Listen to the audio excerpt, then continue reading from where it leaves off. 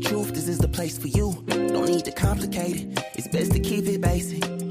Open the book, the word is self-approved. He's Alpha and Omega, the answer since the early ages. What you should do is learn about the greatest. Just so you know, our door is always open. Let's study together instead of debating. Share our differences, let love heal all that's broken.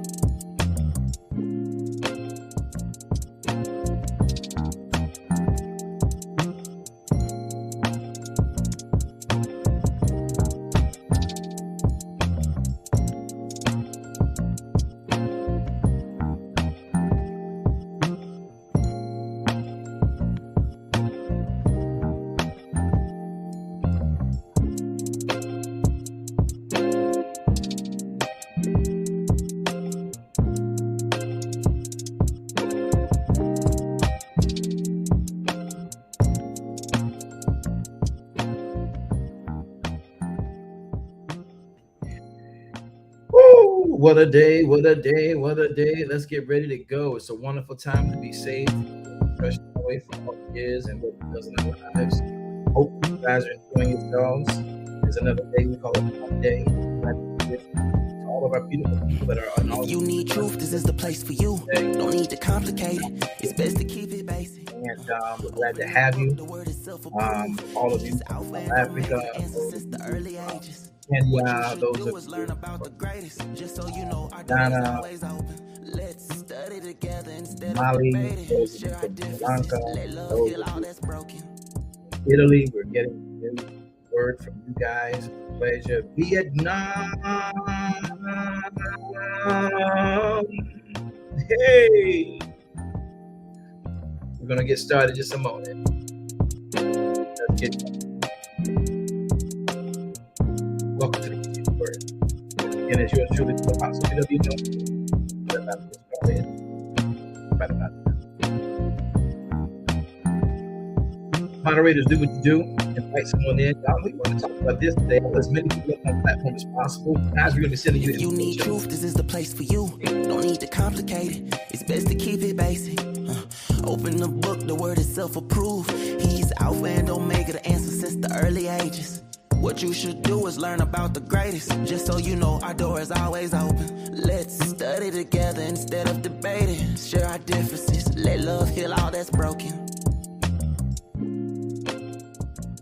Father, we come before you in the mighty and the matchless name of Yeshua HaMashiach. We do bless you, exalt you, and extol you because of who you are and why you are in our lives. We ask now in this moment of time, in this space, that you would grant us the ability to understand and embrace you with all truth as we walk and realize that without you, we are nothing. So we repent of any and all sins, thoughts, ideas, mindsets, anything that could have transgressed your will for our lives. We lay now at the foot of your throne, and we ask you in the precious, matchless name of Yahushua HaMashiach, Jesus the Christ to many, that you would forgive us. So therefore, we plead the blood on our lives. We're asking you to come into our souls, come into our hearts, guide us in all ways you, in all things you, that we might know you in the pardon of our sins and the love that you've extended unto us in spite of us. Have your way today. We render all that we do today to you, your great name, and your glorious appearing soon, not long from now. So I thank you. Commandeer this vessel. We have a conversation that's going on in the world, and we're going to try and drag it into what you have given us to understand eschatology-wise. So teach us now from an eschatological standpoint, those things that we are seeing in our everyday and practical life. In the mighty name of Yahushua HaMashiach, we all say and pray, Amen. Facebook, you know what to do. Hit that heart sign, hit that like sign, the thumbs up sign, the one that's at the heart, and then make a comment and say shalom. I speak shalom over you. Clubhouse, you know where you are. You know what you do. Hit that like, make sure you follow, hit the green block at the top, follow the room, follow me, follow the mods. Y'all know what to do in that environment. IG, what it do? Hit me up in the DMs if you need to, whatever that means for you guys. We're going to talk about some stuff today that really we need to look at, because we've been watching movies all of our lives. And if you know me anywhere near close to knowing me, you have been around me long enough to know that you might want to share this room today. yeah, you might want to do that. So Clubhouse, you might want to ping somebody in just for the sake of getting some good information. And those of you who claim and desire to be kingdom minded, we're going to reveal some stuff to you that you probably didn't know was happening right in front of you. But it's just going to be fun. It's going to be fun. It's going to be fun. Then we're going to do Bible study tonight. So tonight, for those of you in the Daras Kingdom Ministries, remember, if you're on our club here at Preceding Word, go hit the Daras Kingdom Ministries. Hit my page. If you hit my, if you're on Clubhouse, hit my profile and look at all the clubs that we have. Follow those clubs. You learn something in each one of those. The Bible Book Club, you learn something in the moderator is going to tell you the clubs that we do. So those of you who are with us on the webpage, if you're on Clubhouse, you can hit those clubs, like those greenhouses, and then, well, hit like on me too. Some of y'all on my page, you don't follow us yet. So follow us. We look to follow you as well, and enjoy the time that we have. So you want to share this today, because we're going to talk about a movie. I love movies. Anybody knows me, movies and mani-pedis are my therapy, because I counsel so many things and so many people. I deal with so many issues that I need a place where I can escape and I can sort of kind of process all the hell I've had to help other people process out of, and all the pain that I've had to help other people process out of, the death, the divorce, the domestic violence, the injustice. So I really utilize two things, and I'm giving out too much information because y'all know y'all nosy. So I'm gonna tell y'all something so y'all can feed your nosy craving. Okay, here is something about Apostle B.W. Jones right now. I love my mani-pedis. I am bougie as all get out, and that's what I do. I've earned the right to be that. I work hard. I dig ditches. I climb poles. I build, create, restore, renew, refresh houses. I do construction. I do whatever is necessary to make sure that my family and I are taken care of. But I don't like to end up being calloused at the end of the day. Did you get that? That was a good play on words, but it made sense. I don't like bad knuckles and hard hands, and and terrible nails and splinters, and I don't like bruises. If I get them, I'm on vitamin E addict. I'm on vitamin E. I'm just scrubbing it in. Get the stain out, Yahweh. Get the stain out. That's a stain in the flesh you gave me. Get a stain out. So I got the vitamin E. I got the biotin. I like nice things, but I like to build them myself. And in building them, once they're built, I like to also be able to enjoy them in a bouginess kind of way, right? So that's what I am. So my bougie extends into my mani-pedis, which are therapy to me. I don't know what it is, but to have my palm and the foot, the base of my foot rubbed and moisturized, and get the toe jam out of my toe, and get my nails right, and get my cuticles pushed back, and don't cut my skin, and don't put that cheese grater on my feet or on it like that, but massage my forearms and all that. I like that. Now, what's that got to do with what we're talking about today? My second best element has always been movies. I love movies. And most Christian people don't think that you should go to the movies. You are not less saved because you catch movies. I don't know where that foolishness came from. As a matter of fact, if you would watch a movie, you'd probably have a more relative message to preach to the people sitting in your pews. Because last night, Saturday, before they came to your Sunday morning service, they was at the movies. Hello, somebody. So we're going to talk about a movie today. And I love a good movie. I love all kind of movies. I probably know more movies in my head. I do. I love movies. I love movies like I love a lot of things. So today we're going to talk about a movie in particular, and one that has kingdom, kingdom implications and eschatological points that you may not know are being subliminally sent into the imagery of your children and even you. Elements of normalizing, the ability to normalize certain elements is a real propagandizing of the enemy of your faith. And some of this stuff we're going to talk about today. So when I saw this movie, I went into it right before Shabbat. And I was like about to walk out of the movie. And I'll talk more about that in a second. But I was then instructed, sit down. And I stayed seated. And this is what comes out of it. All right, moderators, you're here with us. Those of you on Clubhouse, those of you on Facebook, you know what to do. Hit like, invite, do what you do, share the room, make a comment. Let's get that algorithm going because we're going to educate some people today about some things we like to play with but don't realize are very serious. Moderators, where is my London keeping moderation team? Where is she? Talk to me about today. Yahweh be praised and shalom to everyone today, and certainly to you, Apostle. It's wonderful to be in the room today and for this exciting topic under the preceding word, which is let's catch a movie. What is it they're really trying to say? Let's talk about Thor. So if you are as excited as me, why don't you? There's about 30 of us in this room today. Just help us out. If you're in Clubhouse, look at the two prongs down below. It tells me there's 4 people that have shared it. So why don't you help us out and just share a comment so that somebody on Clubhouse can come in and benefit from this discussion today. Don't forget, we're here every Monday, Wednesday and Friday at 1 p.m. Eastern Standard Time.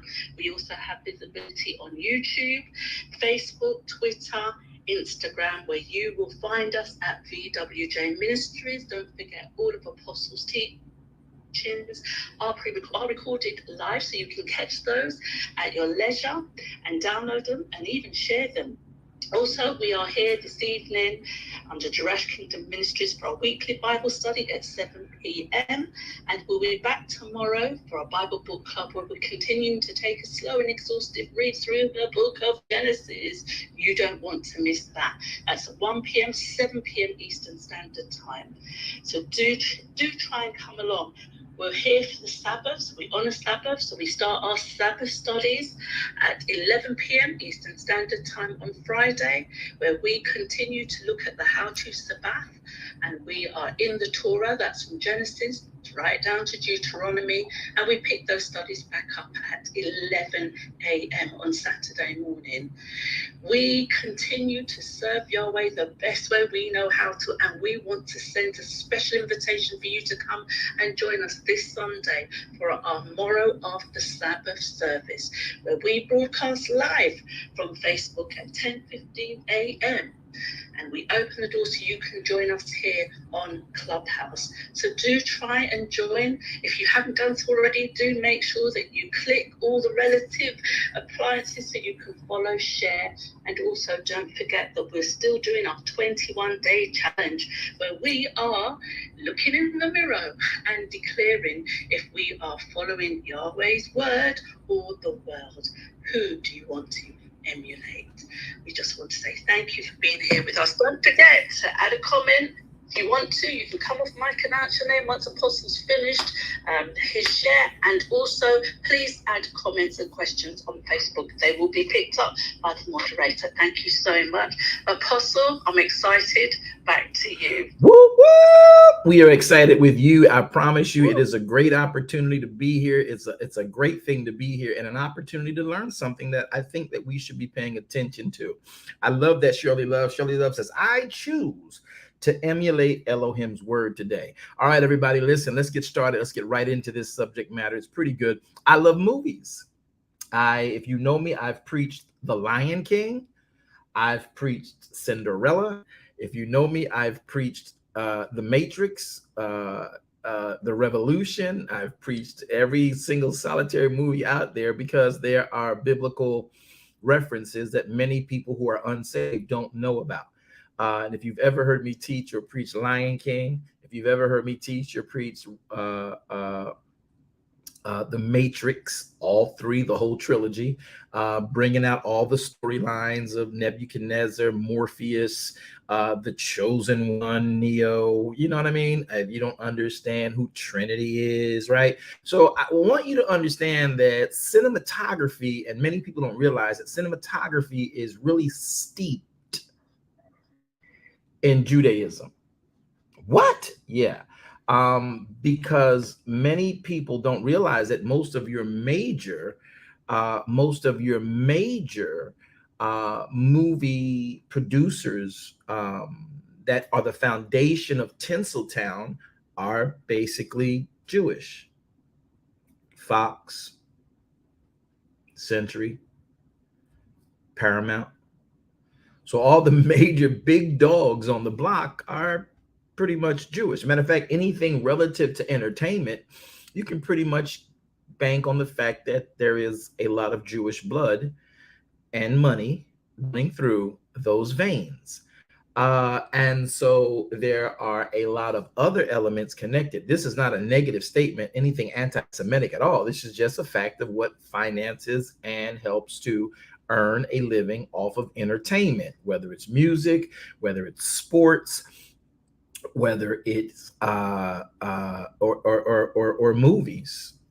It doesn't matter. Whatever arena, you're going to find a great concentration. Now, here is the catch for why I'm here today. I am a big Marvel and DC comics guy. When we grew up back in the 60s and the 70s, comic books were the big thing. So you went into the newspapers, if y'all remember, you would go into the newspapers, and when you weren't searching for a job, you would run by the comic section. Well, they don't really have the comic section anymore. I don't know why they did away with it. That encouraged children to no longer read the paper, which is why their reading is messed up. Okay, so anyway, so the comics we would read, right? Now in comic is like anime, and I don't know if y'all realize it, but anime, you adults, you save Christian adults need to start paying attention to the messaging in your anime. I'm not demonizing it. I'm not saying that, oh, it's the devil. I'm not vilifying it. I'm just telling you that in every good thing, the enemy of our faith will use whatever avenue into the world and the psyche of its intended targets through whatever the intended targets like. I don't care what it is. They'll try to get you diabetes through a couple a couple, a cup of Joe, you know what I mean? So whatever avenues are available, the enemy of our faith is always looking to lace that avenue with its message so that those messages can become normalized each generation that goes by. I'm really talking deeper than y'all think. I'm just going off. I want y'all to understand this. So I love Marvel. I would sit down and watch we would go through this thing where you had collectible comic books, right? So for little boys, we did the Boy Scouts, we did the Little League Baseball, Little Gym Football, Whips Football, Pop Warner, whatever it might be. And then we also did comic books. And so we would trade comic books around our neighborhood, you know what I mean? Spider-Man, Superman, Wolverine, all of this stuff like that. So if you stop to pay attention, the generation that one created that and is now always going to remember that, Archie and Jughead, that's good, Wanda Clark. Archie and Jughead, there's a whole bunch of stuff, but I want to deal with DC, Marvel, Green Lantern. I want to deal with, DC and Marvel, Ultraman on Saturday mornings. We watch Ultraman, Speed Racer, all those beautiful, fun things that you did on Saturday mornings before I understood what Shabbat was all about. And the enemy of our faith knew what Shabbat was all about. So it kept good Saturday morning entertainment for you guys and Friday night primetime entertainment for you guys, so you would never take the time to sit with the Father, right? And we grew up that way. We had no idea that Shabbat was what Shabbat was because we didn't like the way the Jehovah's Witnesses demonstrated it. You couldn't iron, you couldn't talk, you had to be quiet on the Sabbath, you had to wear white on the Sabbath, you had to sit like this, like you was in a grave casket or something on the Sabbath. That's how we viewed it. So, it was better to wake up to Saturday morning cartoons, and you would watch, Sesame Street, you would watch, superheroes, you would watch the Justice League, you would watch, Heckle and Jekyll, you would watch, Road Runner, Tom and Jerry, still a classic.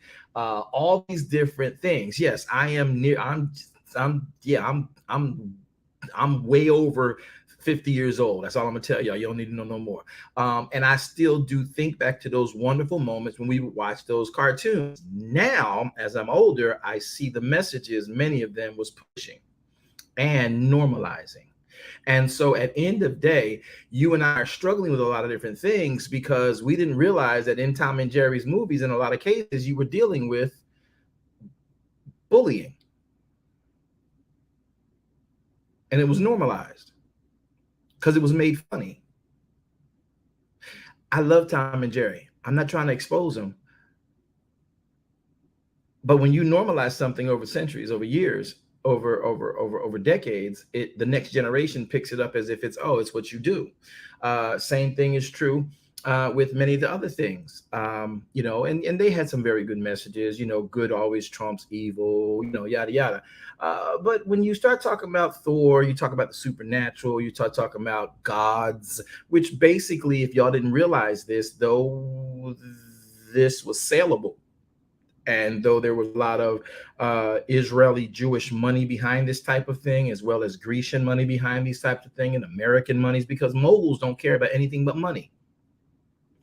Moguls don't really care about what mommy said or daddy said you should be doing. As long as it's making money, moguls worship mammon. So the moguls and people who are movers and shakers in the financial realm are always looking for ways to make money. Comics was hot and popular then. When we stopped doing comics because y'all got those little games that you played with your fingers, and then you went on from what was that? Sega, not Sega. Nintendo. That's what it was. Y'all remember the Nintendo thing when we got more TVs and we played the tennis? Tick, tick, tick, tick, tick, tick, tick, tick. Tick, tick, tick, tick. And boy, we were cutting edge, right? And then they started with the asteroid space game and the little space things and the centipede, and then Pac-Man and Mrs. Pac-Man, and then everything else y'all got now. I don't even know where we are at this point with games. Now we had Full Metal Jacket. Now we are basically going through a simulation for Black Ops special operations in our video games now. Where do we get to the point where we're able to almost literally it's just really graphic now. So here's the point. These movies, they send a message that becomes the shift, the change agents in culture. So today Minister Jackie, that's good. No one wants to read that stuff because we've been taken away from reading, and now we're all about visualizing. So the people, the moguls of the comics, they said, all right, well, since y'all not reading it, we can put this in a movie. We can bring it to life. We can make it two-dimensional. In some instances, they made the effort to make it three-dimensional. That's why you go to the movie theaters with those special glasses on, right? Now, I'm just talking in general, and I'm just leading up to you. I want to bring your brains away from the work you're doing, away from the stuff you're doing today, and I want to put you in this zone of where you have been, where we need to go for this conversation, because it's affecting you whether you like it, agree with it or not. All right. So here is the point. Now, when these comics came out, we would watch them, and then we watch Aquaman, we watch Batman, we watch Wonder Woman. We watch Thor. We read about Thor. We read about the Spider-Man and all the different villains that he had, the Joker, the Penguin, Batman and Robin, Batgirl, Supergirl, Superwoman. We drink it in. We love a good versus evil fight, even if evil wins, right? And so these are messages and elements that come into our psyche that we're not even really paying as close attention to. So now they've said, well, since you're not going to read the comics, they're still making money on the comics because they still got classic books and they're well preserved. But now they just made the comics a movie. Now, in making them a movie, they've changed the content a lot of ways. All right. So you had Mysterio villain, you had Octopus villain, you had Iceman as a villain, you had all these different villains. Now you got these super galactic spiritual beings from way out beyond Earth's atmosphere. Now you got things like Iron Man, which was a very popular one. We made that a movie, made a lot of money on that. Superman, Batman. We've been making Batman movies since God knows how long, right? Spider-Man, I think there's like 97,642 Spider-Man movies, right? Then you got uh, now they've just broken into other people that you didn't, that are in the DCs, and they got movies now. Green Lantern's got movies now. Everybody's got a movie now. Aquaman is now a movie. A couple movies. Shoot, they made Noah a movie. Okay, Noah. He ain't even in the DCs. He ain't even in the Marvel. He marvelous, but they got a cartoon with him now, right? A movie with him now, right? So they've made these stuff cinema entertainment. And they've changed the content to be relative to the narratives of today. And since we're so super spiritual now, and back in the days when the comics books were out, though there was atheism, though there was Satanism, though there was Christianity, though there was Islam, you did not have it in the United States of America as you have it today. Though there was the Santeria, though there was Hare Krishna, just wasn't as prevalent and popular. You had Jehovah's Witnesses. There was pretty much the general consensus of America was primarily Protestant Christianism, Catholic Christianism. There was a little bit of Islam. Then you had that broken up into the Standard Islam, and then you had the NOI, which was stronger than the Standard Islam of the Eastern countries, and so everything was pretty much Bible centered entertainment. So they determined what was morally correct and morally incorrect to play on TV. Now you're a whole lot more open. You got a little bit of everything going on now. And Christianity or the Bible does not weigh in as strongly in the morality of our culture, except when it comes to certain things like politics. What's this got to do with your movie, Doc? Listen.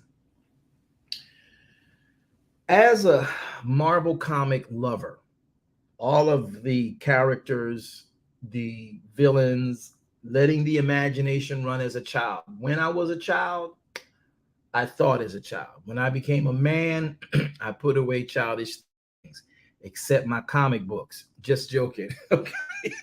And it's got to be true because we flock right to the movies as soon as a new Marvel or DC comic turns into a movie. We flood the gates. We got Wakanda forever, Chikala, and man, we are there. We are supporting and we're sending and we're putting out there and we're letting our minds just innocently enjoy our imagination and discovery of technology.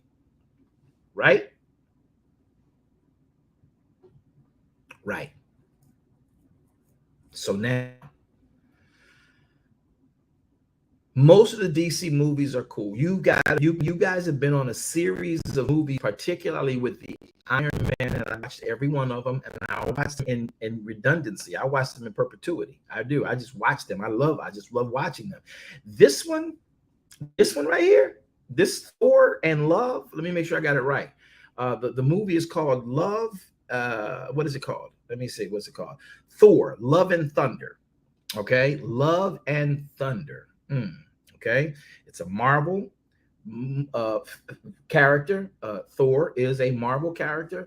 We've seen Thor in the in Shield movies, or what's it called, y'all? Y'all know what I'm talking about with with Nick Fury.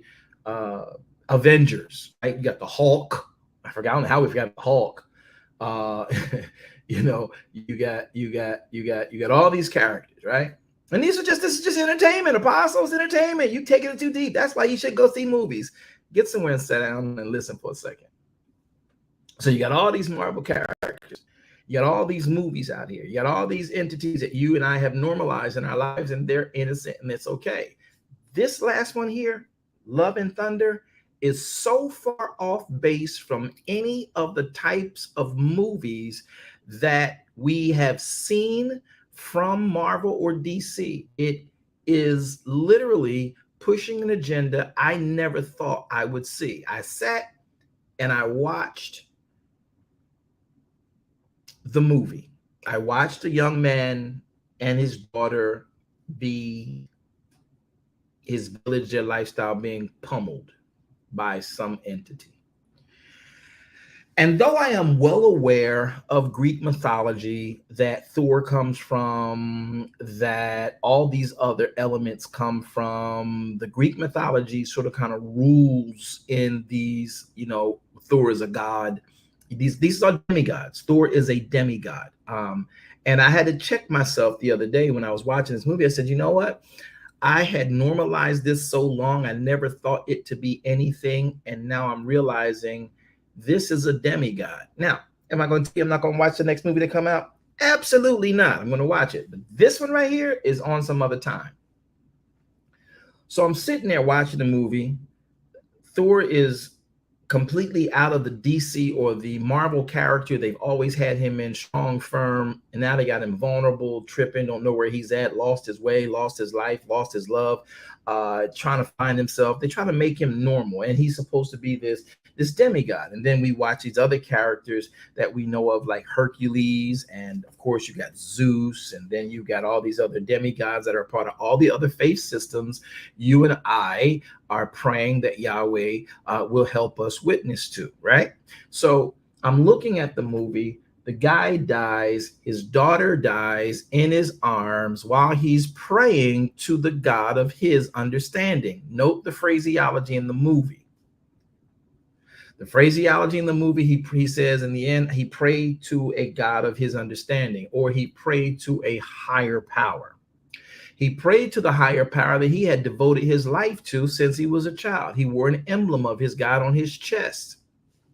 Okay, so when he wore the emblem of his God on his chest, he believed that his God would deliver his people from the onslaught that they were under, and he was loyally devoted. His daughter now is hit and is affected and now is injured, fatally. He's praying and believing his God will deliver him.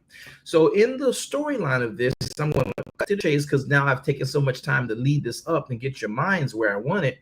He then finds himself watching his daughter die in his arms, and his God never answered. He ultimately ends up being transported into a place where the reward for the righteous who believed in this God would end up. So he ends up in the presence of his God. He gets there and he comes in, and his God is up there in this lily field, and there are flowers that are formed like bodies walking around. There's fruit giving of itself to whomever, and he's eating this whole buffet of fruit. And the guy who died, he gets there, like this is his reward, his afterlife reward. He sits there, there's fruit there for him. He consumes whatever it is they put in front of him. It's a wonderful experience for him. He's happy and excited. And then suddenly he starts to ask about some things. He's like, God, where were you? Why did your people get annihilated? This guy was like, what are you talking about? There'll be more people to come after that. And he's like really messed up about the God's nonchalant, sympathy. And he's like, but you're my God. See, I got your emblem. You're my God. And my daughter died. Why didn't you answer my prayer? I'm paraphrasing. And so he's like, why didn't you answer my prayer? And he's like, you're all twisted. You're just a nothing. You're a servant to me. You're what you are. That's what it is. In the discussion. Enjoy the fruit. And he's like, but why didn't you answer your people? There'll be more people to serve me. No, they're all dead. The people who loved you are dead. They're dead. They died. You didn't answer the prayer. And he's like, you mortals, you humans don't understand. There'll be more to come and worship me. That was another subliminal message. Now, with that having been said, I speed through the storyline, and some of y'all gonna talk to me because I want to ask a question right now before I go any further. Take me a sip of my coffee. How many of you actually watched the movie when we gave you the cue earlier in the week? I did, Janet. Just one of y'all? That's it? Just one? Nobody else watched the movie? Veronica. Hey, Veronica. Nobody else watched the movie? Shirley. Hey, Shirley. Nobody else watched the movie?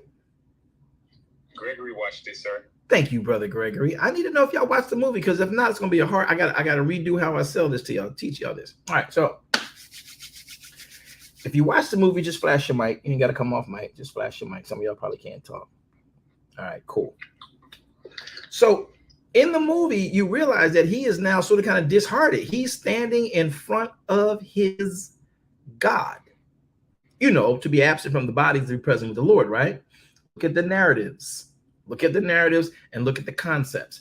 And so he's standing before his God, and his God is completely unmoved by his loyalty to him and is completely unmoved by the death of his servants, which were all his family and friends. And he is just like, why would you not? Why did you not? And they're like, we're not. He said, well, we're up here. You're celebrating, right? This is what we do. Come to heaven, their version of heaven. And he's like, yeah, whatever. We're not celebrating you guys being sacrificed to me. I'm celebrating a victory. I just killed this other demigod who had this sword that kills other demigods. And so we are celebrating that, not you coming up here. What are you? You're just a servant to me. And the guy is like, you know, you really don't care. And his mindset shifts. And he calls his God a name. The God stands up, grabs him by his throat, raises him up above because he's apparently 9 foot tall. And he raises this guy up off of his feet by his neck, you know, as if I'll crush your throat, you know. And the guy now realizing that his God is this way, and like, how could I have served you all this time? I'm going somewhere deep, Christian people, trust me. So he then, his energy shifts, and this evil sword, which is called the necromancer, I think it is, or the killing sword. I don't know the name of it. I think it's the necro sword. And it's black. It's like this black metal, this black deep metal. And the guy, once you use this sword, you become infected with whatever the sword is about. And the sword is about killing other power entities, right? Now, you and I, we do not believe in multiple gods as believers in Yeshua HaMashiach. But we know we have been given the ability to think other gods exist. And by thinking they exist, we can render our power, our energy, our glory to what we have fathomed, even though there is no other God above Yahweh our Elohim. And all the demigods you and I have fathomed in our mind, and those before us have fathomed in their mind, whether it was back in the land of Chaldea or in the land of Mesopotamia or in the land of Israel or wherever else, these Babylon, wherever else these other gods are that we fathom, none of them are above the creator of all life. All right? So let's put that part out there to be clear. I'm sharing with you what's being passed along through the airwaves. And if you don't remember, you have the principalities and powers and rulers of darkness of this world and spiritual wickedness in high places that run the airwaves. Aha. Moving on. So while he is in the grasp of his God, who he thought loved him enough to save him and keep him and help him, he then becomes very angry and revengeful. I want to hurt you because my daughter died and I thought you were with us and she thought you were with us and we served you to death, and this is what you think of us. And that revenge and that angst and that anger settled through him, and it attracted the sword of the demigod that just got killed that they were celebrating the death of. And the sword just comes up into his hand, and then he ends up killing the God he had been serving all this time. Apostle, why are you giving us this movie, messing up my trailer? You know, why are you killing this for me? Well, you don't want to know about the movie. Please sign off, go watch the movie, and then come watch this and rewind. Go ahead, bye. Did you leave yet? You didn't leave yet. A couple more seconds. Okay, so those of you who want to watch the movie and not hear me tell you about it, go watch the movie and then come back. But you got to go now because I'm not going to stop. Did y'all leave yet? Y'all didn't leave yet? So y'all want to hear this. Okay, cool. So here's the catch. He kills the demigod.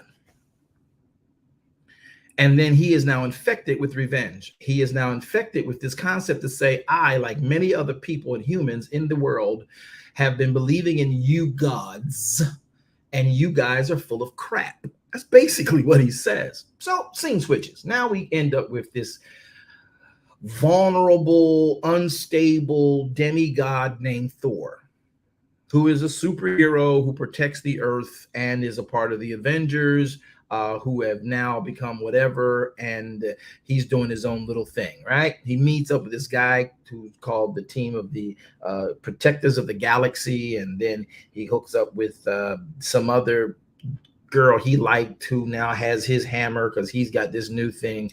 Anyway, these demigods, connect, and this guy now who got this new necro sword, he is literally on a tyrant to kill every demigod. He's angry at all gods. Now, I'm going to ask a question. This is where it gets good to me, and I want those who watch the movie, I want y'all to respond to this. I want some people to come off mute and talk to me. How many of you, like me, got mad at God at some point, and before you came to the place you are now, and you was really upset with God, and you like, I could care less about you Christian, you church people? Anybody got like that? Because I did. I got like that. I left the whole faith system. Yes, Jeff. Anybody ever get? Y'all not talking to me. Did anybody ever get so mad with God in the garbage? The garbage that you see, and then to see how these Christians are so goofy and gullible and stupid, acting about their God and running up and down, and he can shine down everywhere, and God ain't in all that garbage. And then y'all don't even know how we sat here. See, I'm gonna be real with y'all. This thing touched me in a way when I watched this, man, what they were pushing for. I'm like, who told them this? And this guy became so angry. He didn't want to just kill the God of his faith. He wanted to kill all gods. Right? Which is quite frankly cool with me. I just want to make sure we focus in on his level of anger, not his goal, just his level of anger. Because I think many of us have been there, especially in the Christian arena where you got so much church hurt. You get mad at God, you mad at the pastor, you mad at the deacons, you mad at your grandma for introducing you to the church. You just mad at everybody, right? And it can get you. Does anybody know what I'm talking about? So the movie line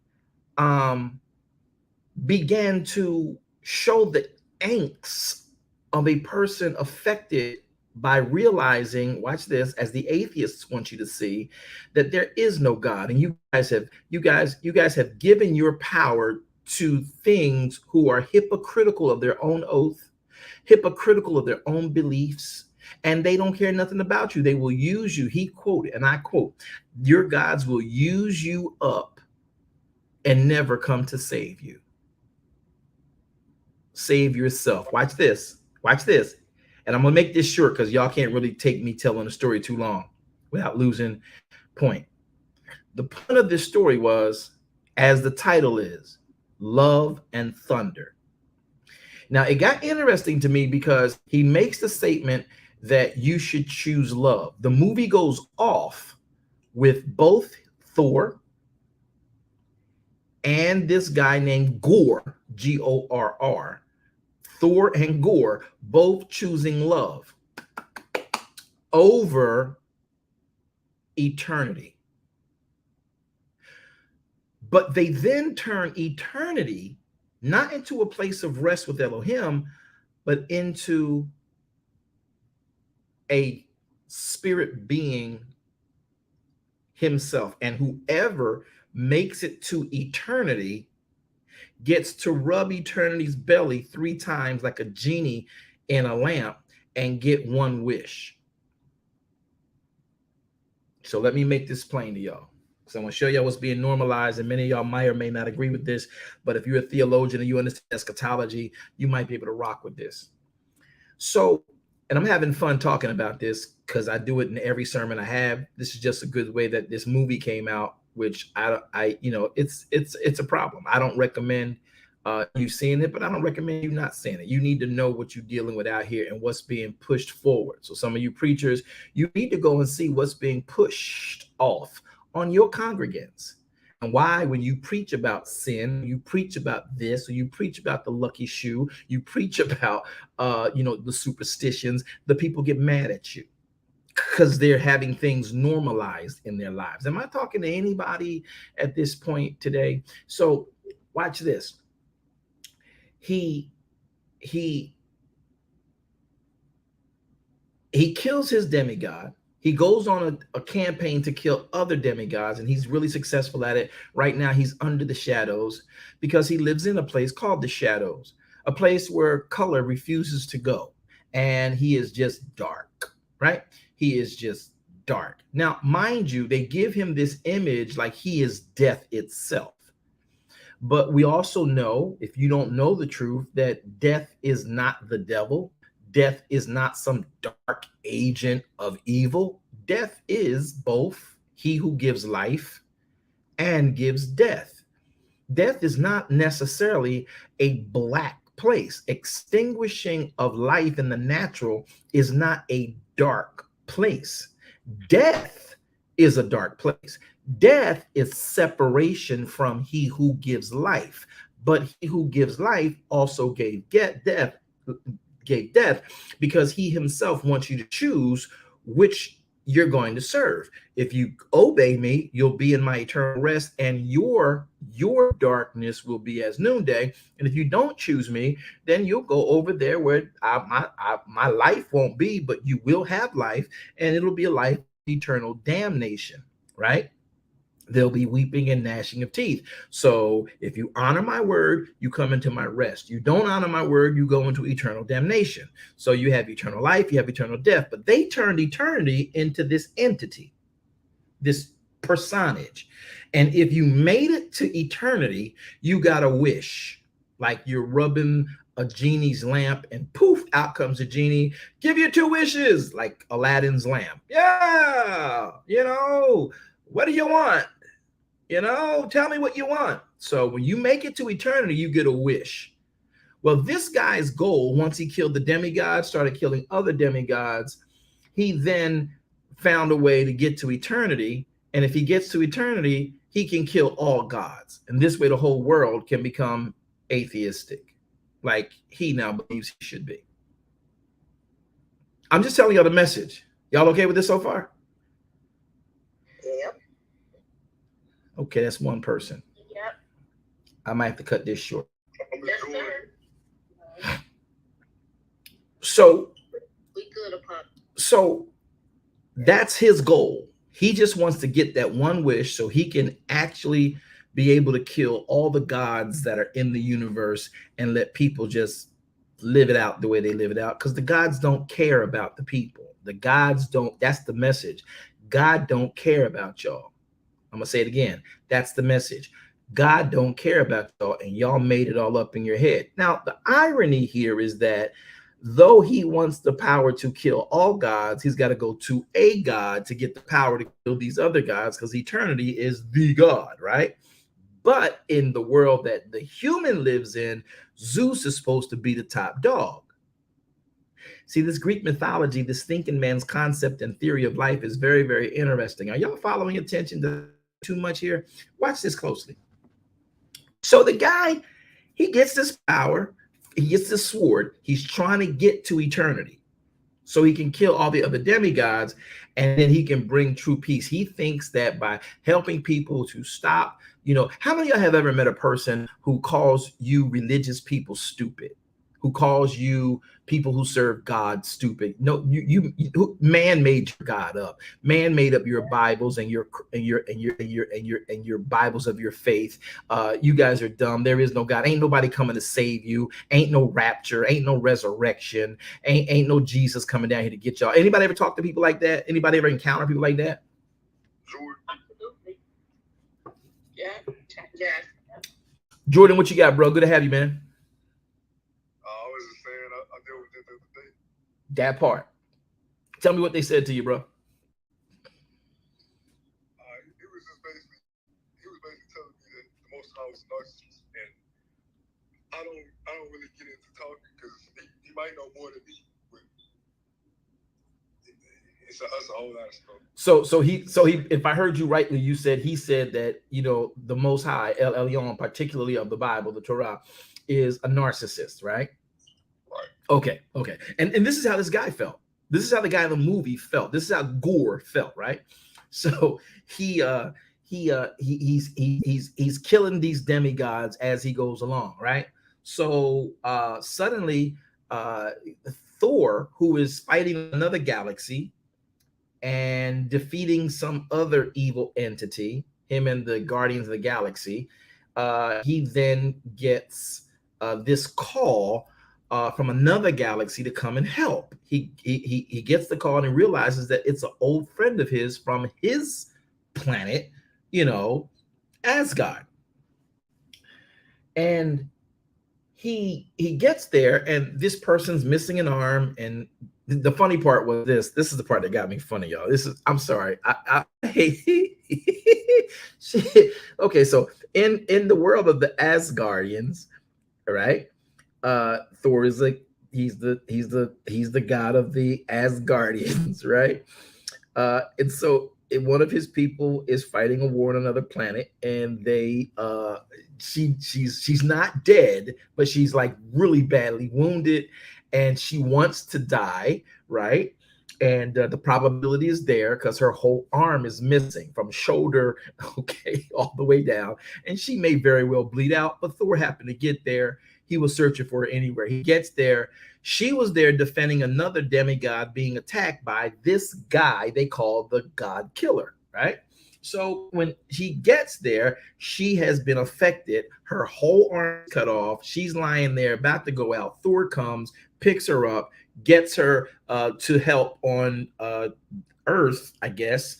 And so she says, this is the funny part. This is the part that made me laugh. It made me laugh so bad. Each demigod has their own heaven. So Thor, there's this place, I forget the name of it, Maka or Makal or something like that, right? And that's where you go. That's your heaven reward for being faithful to the God of your people, right? And so she says, "Oh, don't help me, Thor. Let me die here now so I can go to basically our heaven." He's like, "Oh, my bad. Listen, you know, the way that works is you actually have to die in the battle to go there. So your arm, your arm is in that heaven, but since you didn't die in the battle and you die now, you won't go to our heaven." I thought that was hilarious. I could not stop laughing. Your arm is in heaven, but you're not. You're not going to go because you didn't die in the heat of the battle. Do y'all get that? Y'all don't find that funny? I found that funny. Okay, I'm going to keep moving since y'all think I'm corny. Okay, so moving on. That's right. Yahweh our Elohim will return. That's just a fact. But we're talking about how the world is being normalized. So I want y'all to stay with me on this because it really gets weird. And if you're not careful, you will have these things normalized. And if you're not constantly keeping yourself contending for the faith of Torah, contending for the faith of Elyon, contending for the faith that Yeshua HaMashiach came to demonstrate and manifest, you will not share with your children, and they will be watching this more than they listen to you about your faith. And then you'll wonder why they feel the way they feel and don't care about what you know is necessary, that when you stand before the Father, you need to hear him say, "Well done" with. And they're going to be like, "Well, God ain't real." You know, it's just the weirdest thing. So I thought it was funny that when she was dying, thinking, defending her God, she was going to go to her heaven, but she had to die a certain way. She had to die in the battle.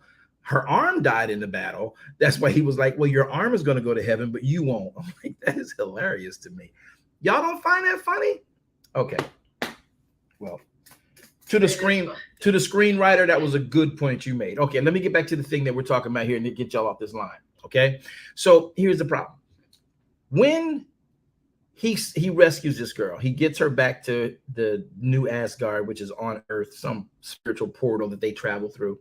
He gets there, she's there, and she tells him about what he doesn't know about. He does not know that there is a demigod out there, this man who is a angered human who has been bitten by this sword, and the spirit of this sword.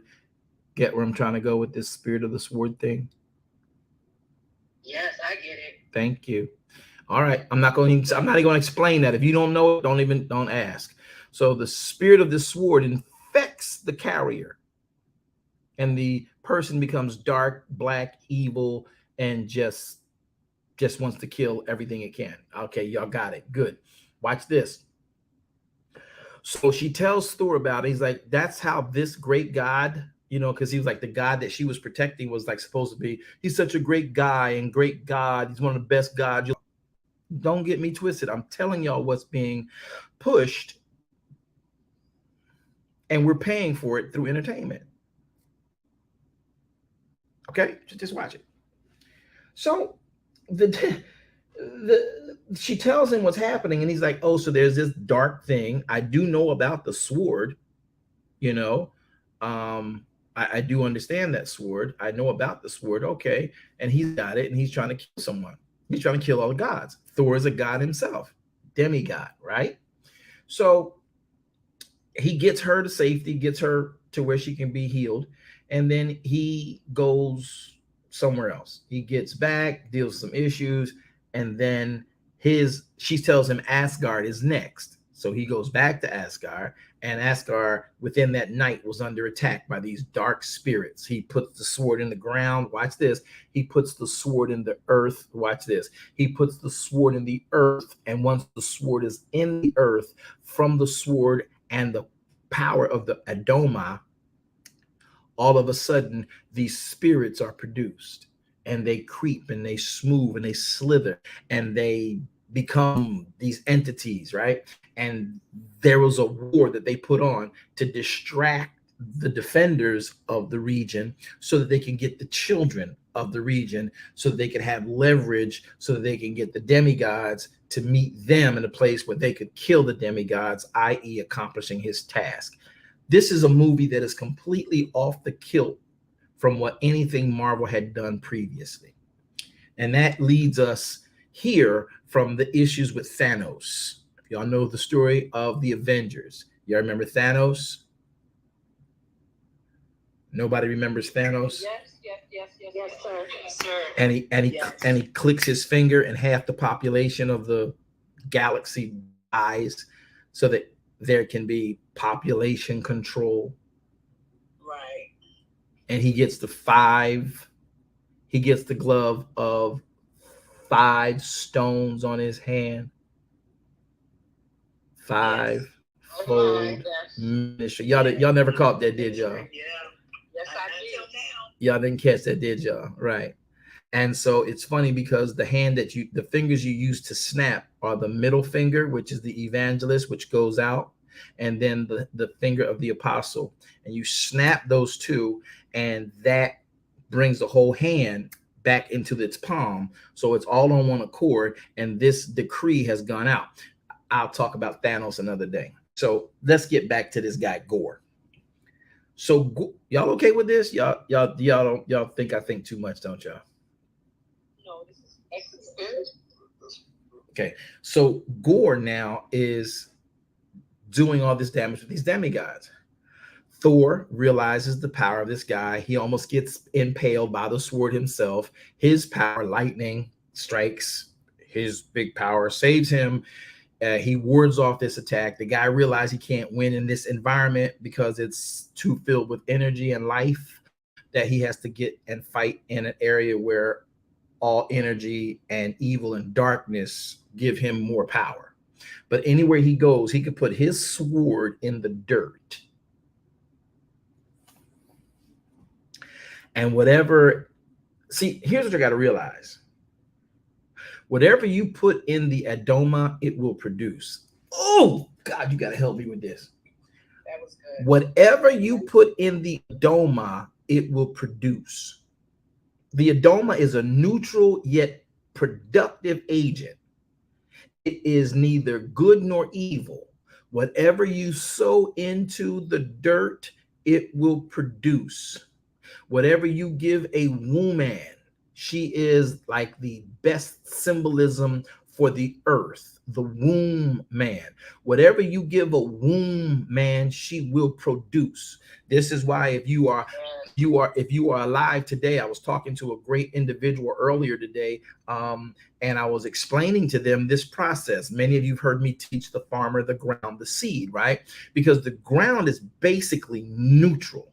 What makes things weird is the farmer and his intentions. So the farmer, the seed that he has is what is desired to be reproduced. The earth, the incubator, the Adoma is what you put that seed into to incubate. Now, the earth does not control what that seed becomes. The earth fosters its growth. Now, I just lost about so many viewers. I just saw like about 10 viewers just drop off of Facebook, and that's fine. But I want y'all to catch this. Whatever you put in the Adoma, it will produce. So ladies, since you are the incubators of life, when you take seed from a deranged, unstable, masculine entity, you are reproducing that.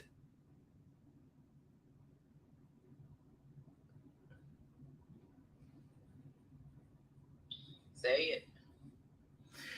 So though while that child is a baby, they love mommy.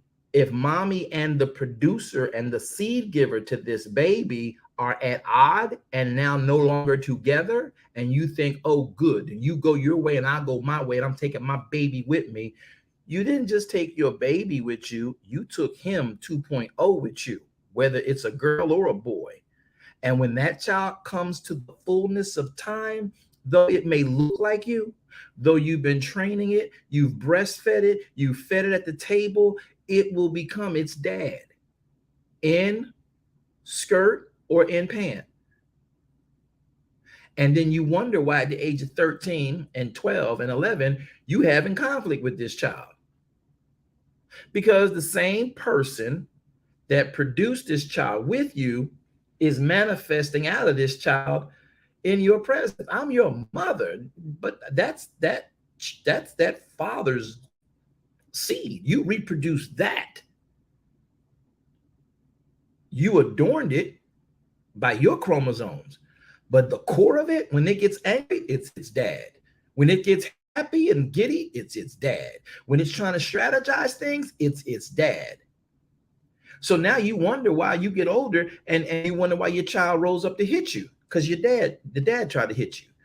Y'all don't want to talk to me. You wonder why the dad would be scheming and conniving and manipulating you mentally and emotionally, because that's what the dad did. And this child is that 2.0. Y'all didn't hear me, did y'all? Let me say it again. Whatever you put in the Adoma will produce. The Adoma is neutral. The seed is what gives the direction.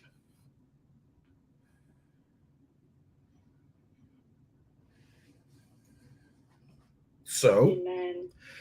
You single mothers who left the husband, left the father for probably good reasons, no disrespect, don't forget, you still, in order for you to live, because the pop may not be mature enough to want to handle raising the child shouldn't be subject to that. Can the child be nurtured and changed? Yes. But what must happen is you must keep the father in communication with its seed, because the dad will eventually mature. He's just stupid right now. He was stupid when you conceived that child. He may over time mature. By the time 13 years or a decade later, trust me, the man should be a little bit different, a bit more mature. But he will still need to be in that child's life, because you couldn't control dad, which is why you and him broke up. How in the world are you going to control the child, which is him 2.0? The only voice that controls dad is dad's voice. And this child you got is a reproduction of dad. That's the only voice that can control. You might be able to get some sympathy, but the control, when dad speaks up, that child seizes up. That's why it's important for you guys. I don't know where this part's coming from. It's important. I don't know why this is being interjected. I know what it is, but it wasn't supposed to be. So that means that you single moms, when you told dad to kick box, I can take this all by myself. No, you can't. And let me give you another piece to understand.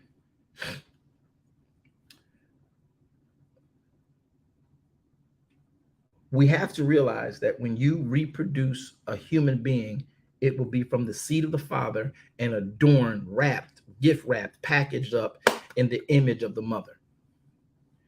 But the mother is not the driving force behind that child. Yes, they'll pick up attributes and traits from mommy, but dad's spirit and his whole train of issues is the predominant.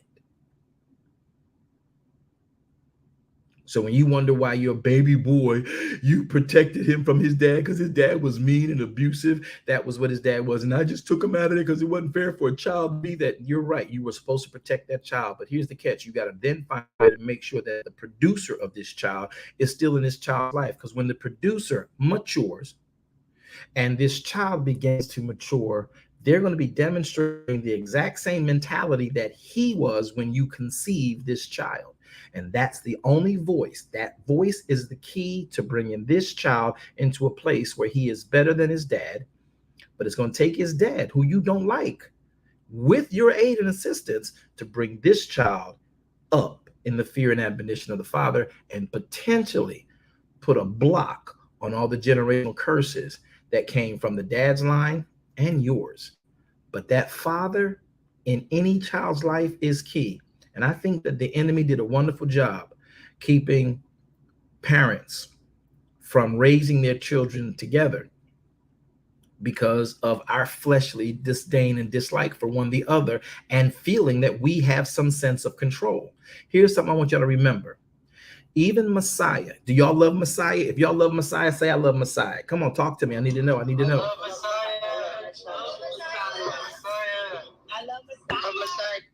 I want y'all to remember this. Y'all know Messiah would never disrespect the Torah, right? But when his mother Miriam asked him to turn water into wine, he looked at her and he never said, Mom. He says, woman, and I'll paraphrase, I'm not here to do parlor tricks for you. He doesn't say, Mom. He says, woman, I'm not here to do parlor tricks for you. I'm here to be about my Father's business, basically. See,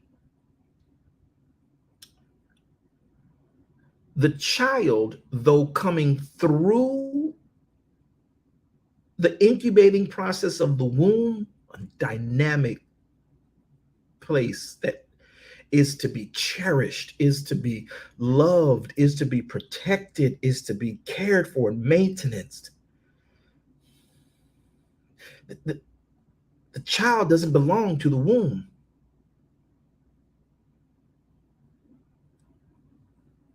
The child belongs to he who provided it.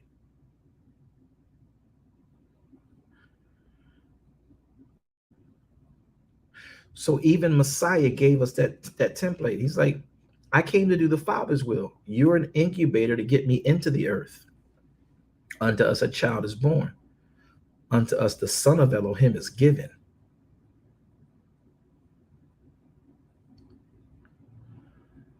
Okay. I'm going to write what I need to write because I think y'all might be mad at me. That might be something too harsh to catch. So I'm going to put it in. I'm going to spell it frontwards and backwards in case y'all don't know how to say it, because I know you want to say it. I'm going to help y'all say it. Okay. That's how you say it frontwards. And this is how you say it when you spell it backwards. Just in case y'all was curious on Facebook. So for Clubhouse who don't know what I just typed, I typed wow. You can say it front ways or you can say it backwards. Whoa! Whoa! Whoa! Y'all get it? So that's where we are. And that's an important thing to catch. You want to say that there because many of us don't understand. That's right, Edward Young. I love Mashiach. And what he taught us was something we didn't pay attention to. He was like, I am here to do my Father's will, not mom's will. That almost seems disrespectful. But what Messiah does in that moment, though he is here for his Father's will, his mother asked him to do something. He will not disrespect Torah because the Torah says, honor your father and your mother. But he knew very clear and made sure that we didn't forget, I'm here to do the Father's will. That's what I'm here for. Mom was a portal. Now y'all gonna get mad at me and be like, Apostle, see, you was good until you said stuff like that. I raised that child. I bore that child 9 months in my womb. I did. I promise you, I did. That was my child. I got sick. I had the cramps and the cravings. I had the Braxton Hicks. I had the contractions for 70 to 24 hours. I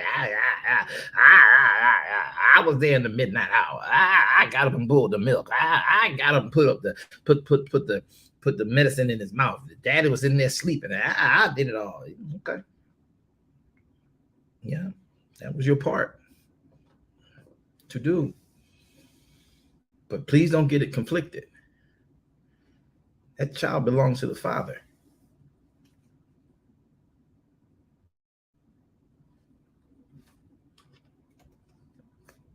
Wow.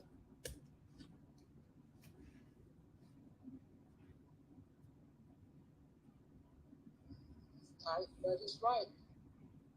It's difficult because if you forget that mom and you let your disdain for the partner in producing this child and purposefully keep them away and continue to antagonize them about being in that child's life, even though they may be a complete idiot. Most of these men are idiots, especially when they don't get their way. They move on to another farmland, plant more seed, drop seed there, move on from there, and they may be Papa's or Rolling Stone. Wherever he laid his hat was his home. But at the end of the day, that voice of that man, if kept in contact with that child, which is him, you have the better chance of making the child he had with you a better citizen in society. Because we forget, we think that after 5, 6, 7, 9 years, I raised this child. When that child starts smelling himself, I need to talk to some moms right now. How many of you mothers know you raised your little boy, you raised your little girl, and when they got to a certain age, they started to try and raise up against you. You thought it was just normal growing from teenager to adolescence and all that. No. That was the person you let go, now manifesting and maturing in the person you held on to. And you didn't think that that would ever happen because no one taught y'all that.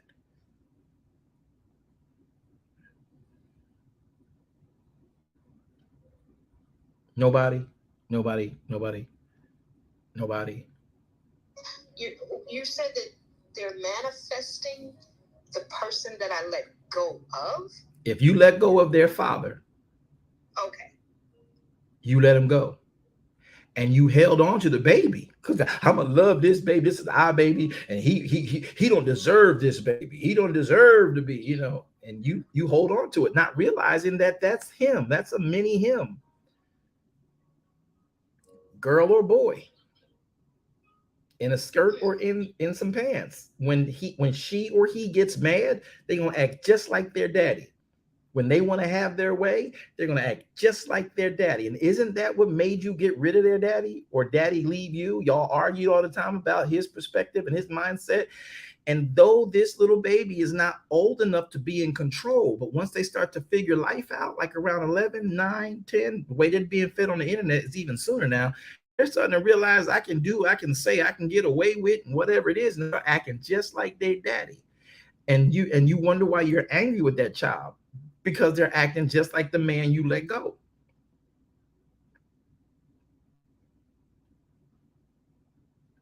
When that starts manifesting, when what you let go of starts manifesting it in what you held on to, you are left with this issue. You're basically between a rock and a hard place because they are going to demonstrate to you their way of dealing with you. They may respect you as mom, but they will disrespect you at the same time. I got too many counseling sessions every day that I deal with that once parents understand this, they're like, oh, no wonder I can't get through to them. And then you try to put other authority figures in their lives, and the only one that actually does it is the voice of the father. And they might not even like that because of how mom kept talking about him.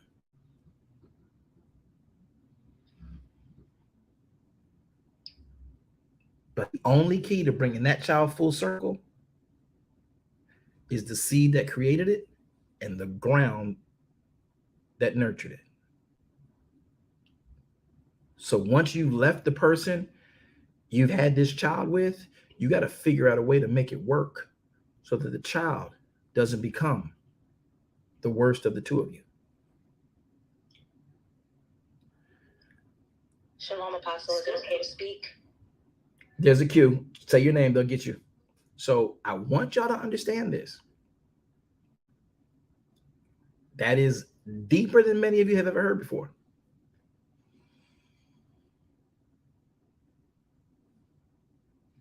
And when you don't take, and the reason we don't grab, hey, Ed Young, I hear you. Ed says that's too much for them to understand. I was a product of those actions.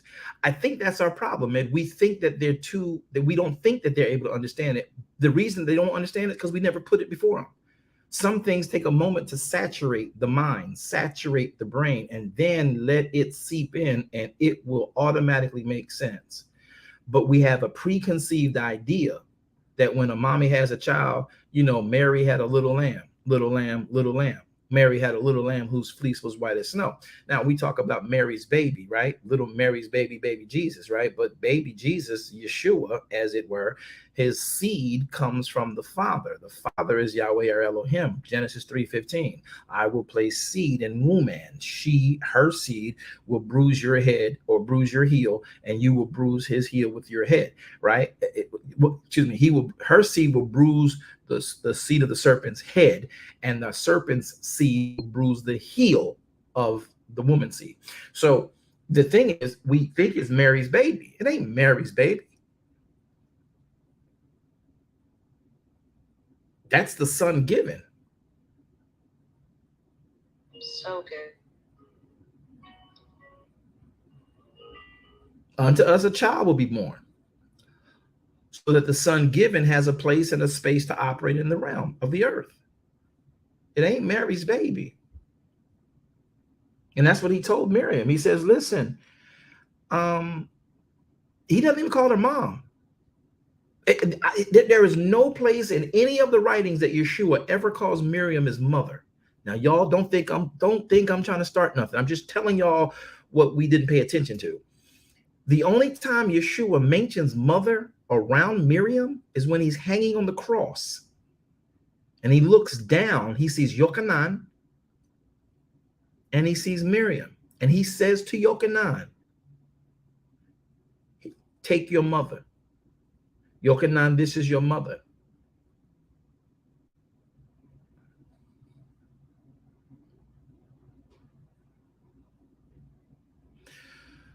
So whatever you put into the ground,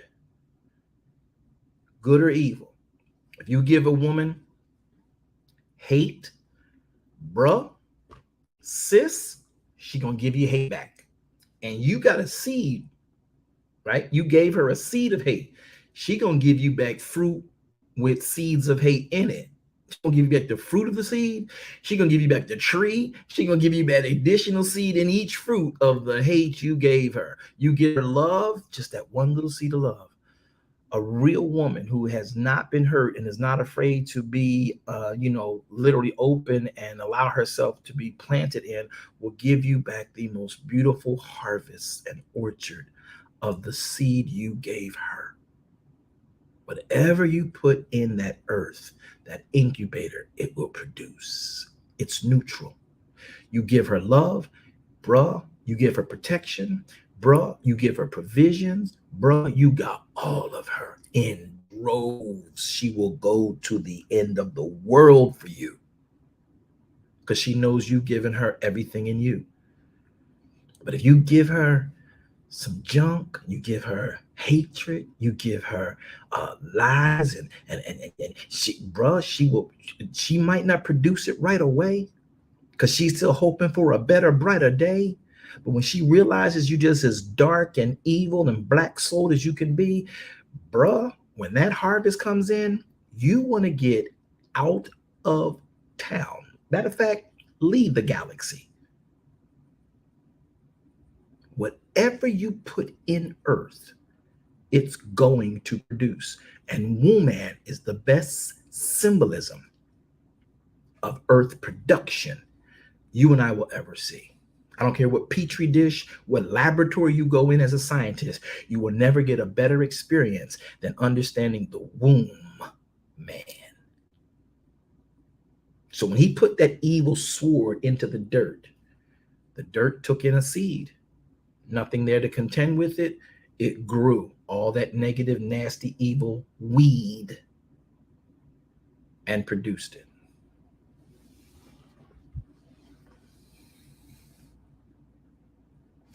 So back to the movie. In just a second, we got a cue. We just had the person that said, "Can I speak, Apostle?" Give me the cue. What you got? Who was that? I believe it was Shalona. Hey, Shalona, what you got? Was it Shalona? Who was it? No, it wasn't. Who asked to speak? The person that said, "Can I speak? Can you speak up, please?" It was Jay, Apostle. Hey, Jay, what you got? Hi. I just wanted to say something. I don't normally get up here and say much, but what you were talking about really resonated with me, and I wanted to share with the group that recently I just sent my son to live with his father because I was raising a child and I was dealing with the growing pains of that child. And I realized that he was becoming beyond me at a point where I realized that I was operating in a role that I wasn't created for. And I had to humble myself and talk to his father and allow his father to take over raising this child so that he can be directed in the way that he should go.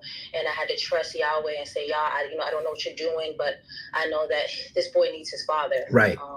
And although I was newly married and I have a husband who is more than capable of filling that role, he too encouraged me to say, no, let his father do what his father is designed to do. Right. Yes, sir. And it's been a journey and an emotional one, but I have really just been trusting Yah that if you gave me this kid, it's my job to give him back to you, and only you know what's proper for this child's life. Only you know what he needs, and I'm just praying. I have to. Let me help you. Let me help you, Jay. Let me help you, Jay. Let me enhance you. Let me enhance this thing that's resonating with you. And I'm gonna say it this way: as a mother, that's your baby, right? Yes, sir. You love that baby, don't you? Yes, sir. And right now, though you know you needed to do this, and you seem that you have proper confirmations that this needed to be done, it still hurts you because you know he's not going to be in the house when I get home. Yes, sir. Yeah. And I want you to be okay with these tears. And I want the world to understand that this is something we have not been so learned. And Jay, that pain, that separation, that, watch this, it will almost appear like it's going to be anxiety. But Jay, what you did was you sacrificed your desire to have your motherly rights. Those motherly rights only really exist when you are married to the co-partner. So now, to be the proper mother to that child at this stage, and if I remember the young man I met, this would be about the time he would be best served in becoming a man if daddy took responsibility. Because right now he's going to keep raising up. And though you have a beautiful husband who is more than willing to share with him life, love, and hope, he is not that boy's seed and bloodline. Though he knows what it means to be a man, that boy will take him as a mentor, but the voice of authority will only come from where? His father, sir. Bingo. And what you did was die to self for the life of that offspring. And now what you've done is what I want every person on the planet to understand is necessary. Get past yourself. Get past how you felt about the man, and brothers, how you felt about the woman. I don't care if you called her a chicken head. I don't care if you called him a dog. I don't care. Get past y'all not being able to deal together and make sure you work together for the sake of the child. It doesn't have to be completely and always a negative environment. What you did, Jay, Yahweh will bless you. I promise you.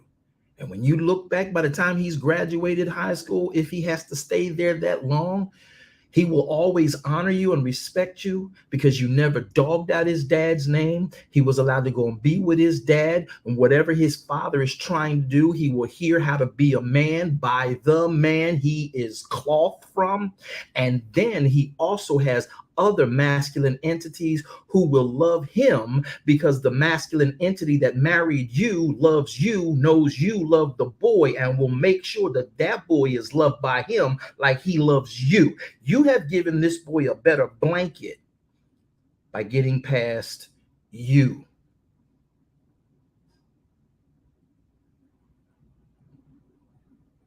So, Jay, I hope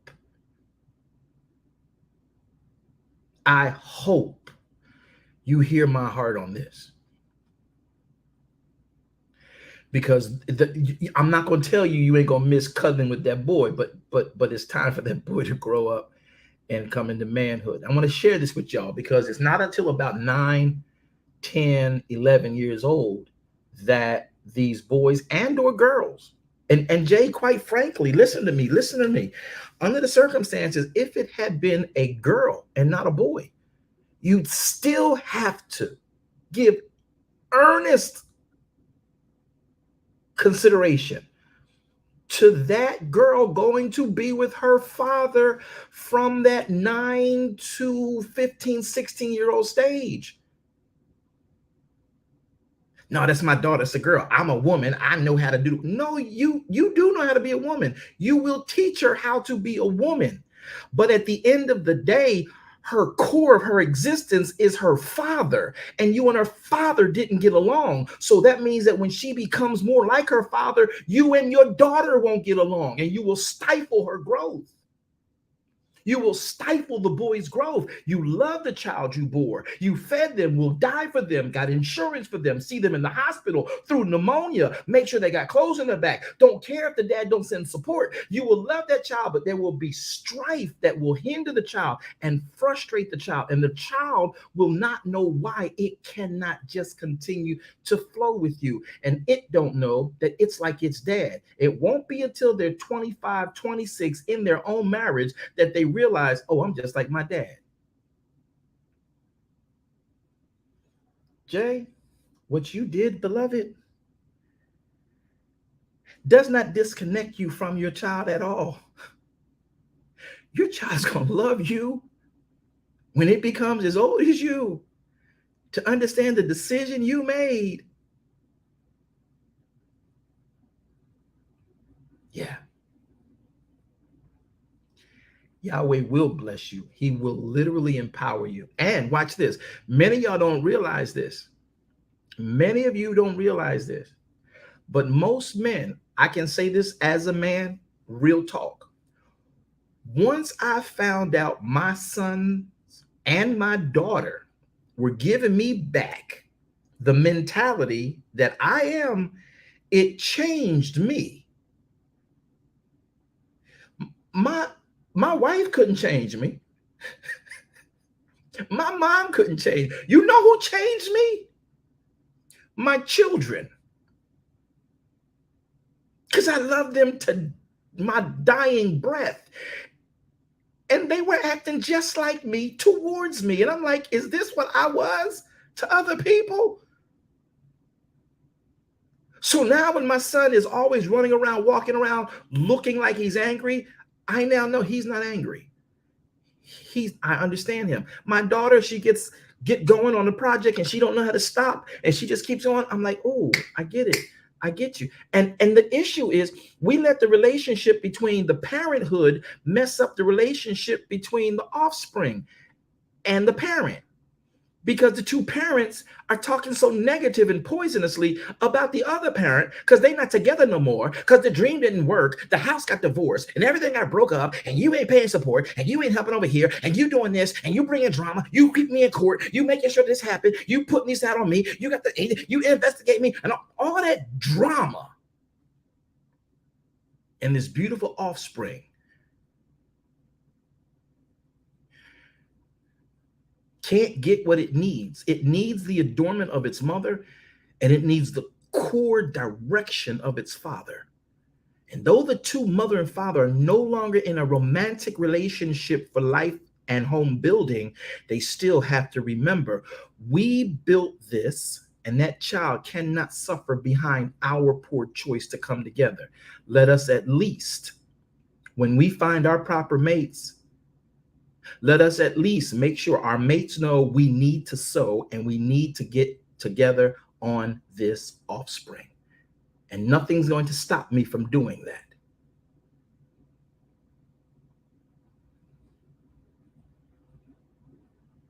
And the big thing is, when you know Yahweh, he will become Yahweh Nisi, and he will become Yahweh Shalom. Even if the other parent is acting a fool, eventually the maturity will kick in, but one has to start the process. And Jay, you have just blessed your son.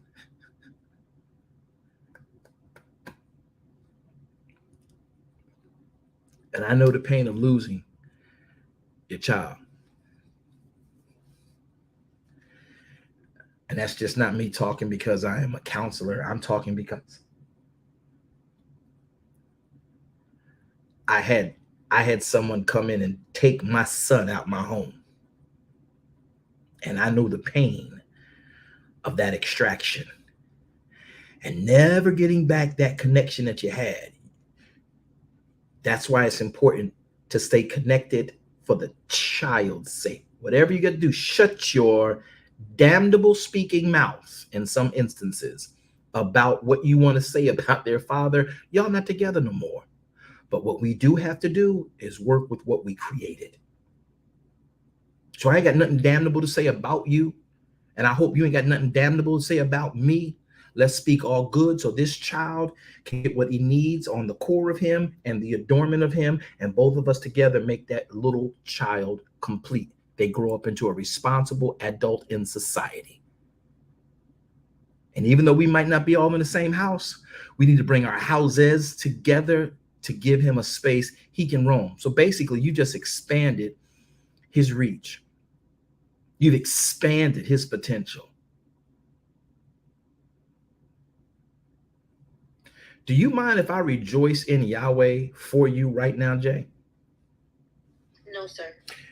Zion, I want those that understand this, those parents who right now just got revelation to come off mic, and I want y'all to put and type it into the text and just give Yahweh the highest praise. It's called hallelujah. Hallelujah.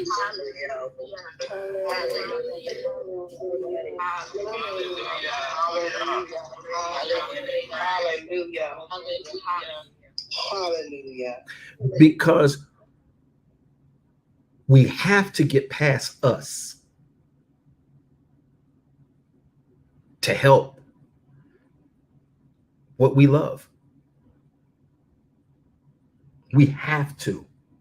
And if we don't, the children will suffer. And though they'll move on and push forward, they then need psychiatry. They then need psychologists. And you know what? To be quite frank, if the two parents can come together and get past their egos and work with the child, your children would not have to have psychiatrists and psychologists who really don't care about their mental health. They're just doing the degree that they got about mental health. And your child is only an experiment for what they have theorized and hypothesized in their laboratory and their think trust. And I say this from my soul because I know what I'm talking about. Not everyone dealing with a subject cares for that subject, but they'll service it because it pays their mortgage. Some may just feed it drugs. But if mom and dad are lockstep for the growth of the child, some small disagreements of where we should go, what color they should wear, all that will come in. But if they are lockstep about the growth of that child, they won't need a psychologist or a psychiatrist, because they got the psychologist and they got the psychiatrist in the both of you. And if you do that in the bond of peace for the sake of that child, Yahweh will be the completeness and the wholeness and the soundness of their mind.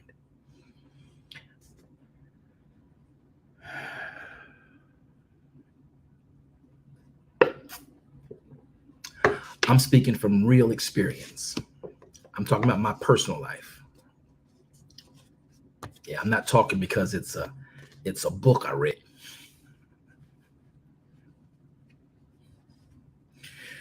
But it's going to require you both working together in peace. Follow peace with all men, even your ex.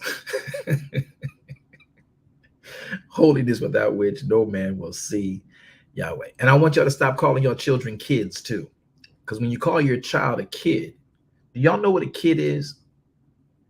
I don't mean the last 20 years definition of a kid. The education system made a definition in the dictionary, and they call kids what you call the little people, right? A kid is a baby goat. I know, because I eat curry goat all the time.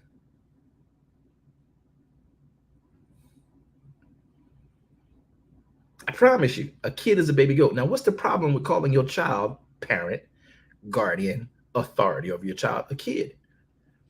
You'll be speaking that spirit of rebellion. A kid, a goat, is rebellious. It bucks against authority. Everything it does, it eats. A kid and a goat never obeys authority. It does its own thing. It climbs the side of a mountain. It eats the sole of a shoe. It'll eat a tin can it'll chew on it till it cuts its teeth up. A goat will buck against authority every day. That's why it's got those antlers. But when you call your child a child, you call them a kid, you're speaking rebellion over them, and they will become rebellious. They'll be what you call them. You call them a child, they will become a lamb, a sheep who follows a good shepherd that cares for them. And they will become profitable, prosperous, responsible entities in society. So I want everybody to start calling your children, not kids. I know the government, the kid program, the kids, we got the children's kid church, and the kids this, and the kids that, and the kids day, and the kids, no, let's get the kids. And you wonder why they all over the place getting suspended and disrespected, cussing out teachers because y'all call them kids. That's what kids do. But a child is respectful, follows the instructions of its shepherd, follows the instructions of its parenthood. What you call them, what you're going to get. You live in a voice-activated kingdom. I need about 5 people to get that, to say, I live in a voice-activated kingdom. I live in a voice-activated kingdom. Yeah, that part. We're supposed to be watching a movie.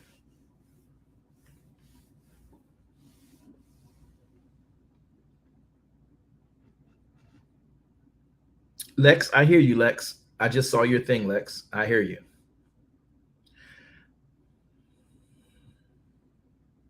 We'll talk about that, Lex. Get on the books. Let's chat about that. Guys, because I've had to come through family services, literally, and the victory we got over children and family services, I want y'all to understand what that looks like. And I need y'all to understand that when you know better, you'll do better. And Jay, Yahweh used you today with that testimony at that time, even though we talking about a movie and we were talking about deviated from the sword going into the ground. Are y'all mad that we deviated from the movie? Because I want to finish the movie on Friday. Can I do that? Yes.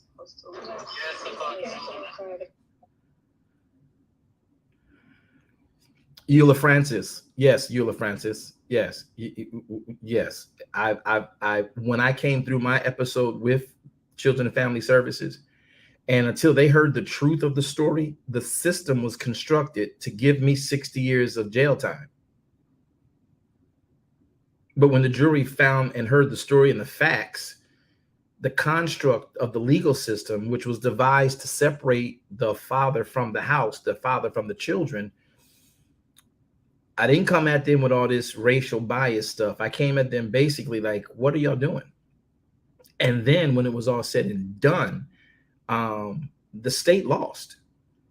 I mean, they completely lost. I didn't have to do anything. I had to fire 3 attorneys and hire a right one who served and who became my extension in the courtroom, an extension of me in the courtroom. They knew how to verbalize what I'm doing and living with my children who I love. And it was proof that I take care. I'm not no bad dad or beaten or abusive father, none of that stuff like that. My children had the best of everything.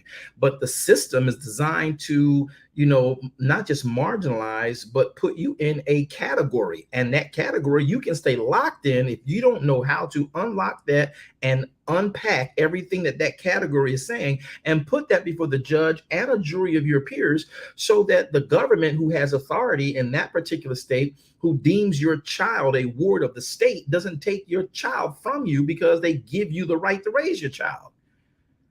And if you don't know how to fight that and you get frustrated, you know, oh, the government came in, or this is that, or you're trying to get special rights now that you're divorced. If you're in New York and Pennsylvania and Florida and Wichita, Kansas, or LA or wherever, and they're telling you you can't do certain things, you got to know how to come at that. So it was a big thing.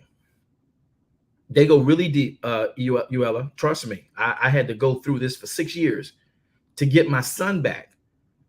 So he was 7 when it happened. He was 9 when it happened. And by the time I got him back, he's already passed his bar mitzvah.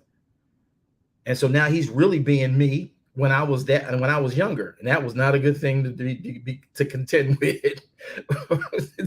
That's what changed me, realizing, wow, he's really me when I was that age. And that the benefit to that, people, when a man realizes my child is me at that age, or when a woman realizes my child is acting like me at a certain age, you have the benefit, you have the advantage. Now you know how to go at them without antagonizing them. Watch this, fathers, without provoking your child to wrath. Why? Because what you understood about how you were at that time, you know how you would respond if you were approached the wrong way. So now you'll come at your child saying, look, I understand where you are. I really do. And not like, I'm your dad, I'm grown, I know what you're talking about, I know what you're doing. No, let them know in a way that you are vulnerable that, hey, I really do get this. That whole thing of being angry, you get that from me. I promise you, you do. And maybe drop them a storyline.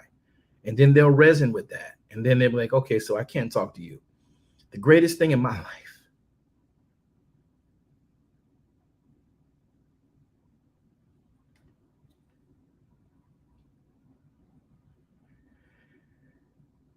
is when my sons and my daughter, in their own unique situations, came to me and said, Dad, I know you get me. And one of the greatest rewards a father can ever have is to know, and a mother, is to know that the children have no problem coming to them with a mature perspective, knowing that their parents won't judge them because they have probably traveled a path their parents have traveled, and their parents won't judge them and browbeat them. Man,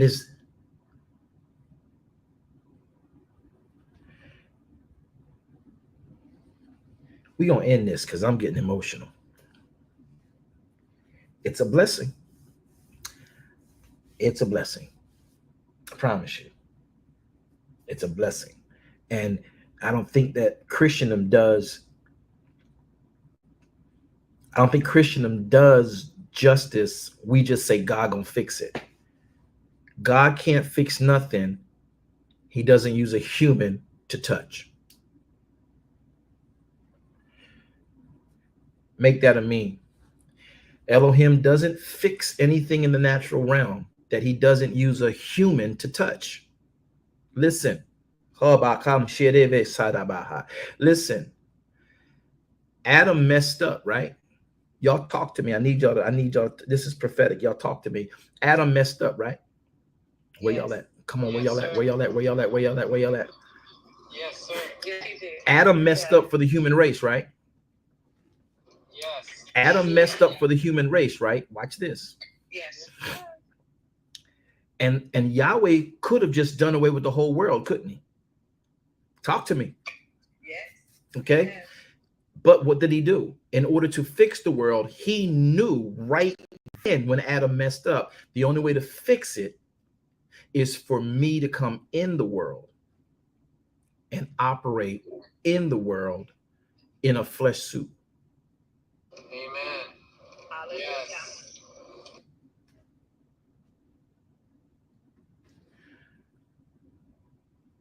I don't want that amen and that yes to be because I asked y'all to talk back to me. I really want that to sink in. Even Yahweh does not fix the problems of the world by just waving his hand over it. He put himself in it in sinful flesh to show us how to fix it ourselves. That's why you want to be like Jesus. That's why you want to be like Yeshua. Because he showed us how to work the word in this flesh that caused the problem in the first place. Yahweh didn't just do away with the world because it messed up. To fix the world, he had to use a human. So Yahweh doesn't fix nothing in the earthen realm that he does not do through a human in the earthen realm. Y'all, I'm talking better than y'all saying amen. But that's all right.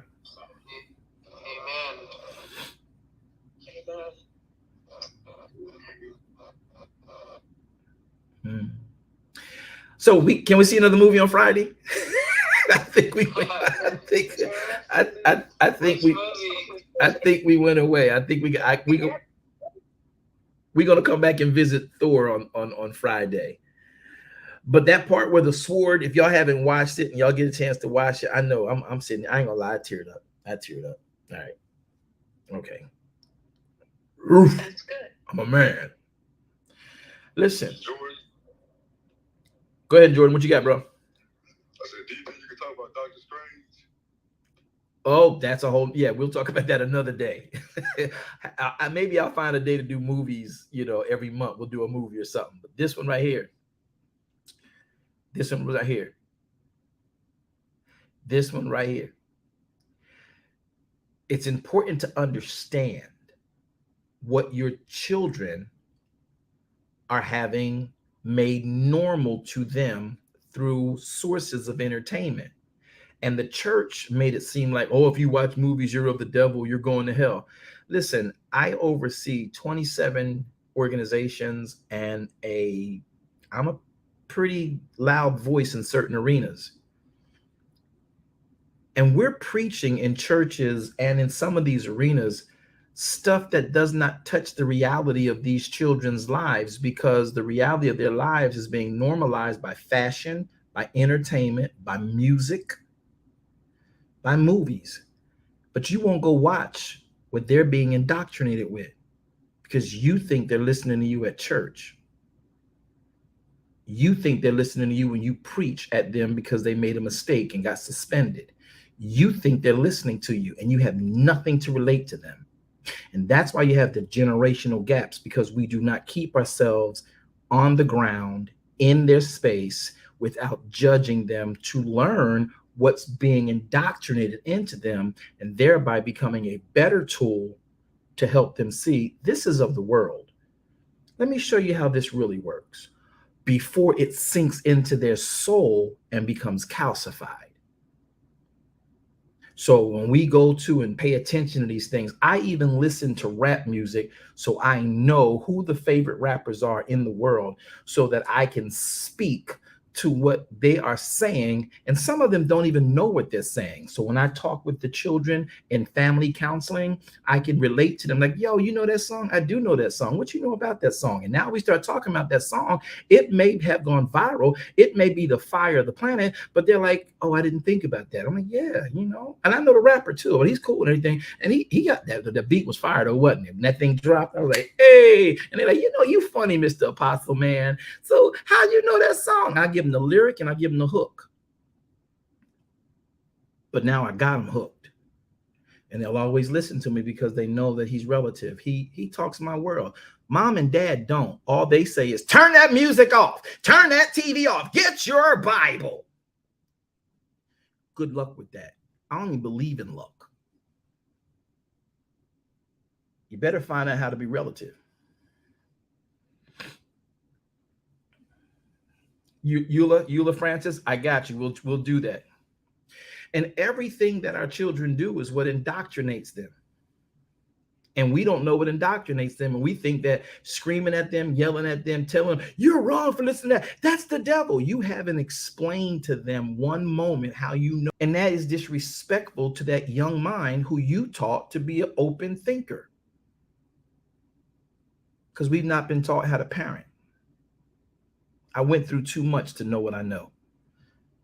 It cost me a lot of money. It cost me a lot of time. It cost me a lot of in and out of courtrooms. It cost me a lot of in and out of authorities and mediations to where I became one.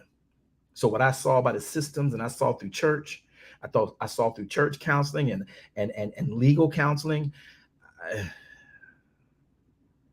I want to share with everybody so that we all have a better opportunity at keeping our children in the knowledge of him. Yeah, Halo is real deep. In the knowledge and in the knowledge of him. And this way, when they grow out of your home, because y'all got to realize your children can't wait to get out your house.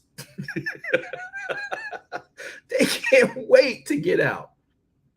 That's why they resort to contraband, trying to make their own money. They do whatever they do on Instagram, become Instagram models, become whatever they need to do podcasting, whatever. You don't even know about it.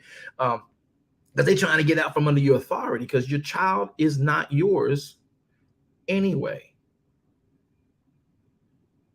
You're just a portal for another human being to come in the earth and be who Yahweh made them to be.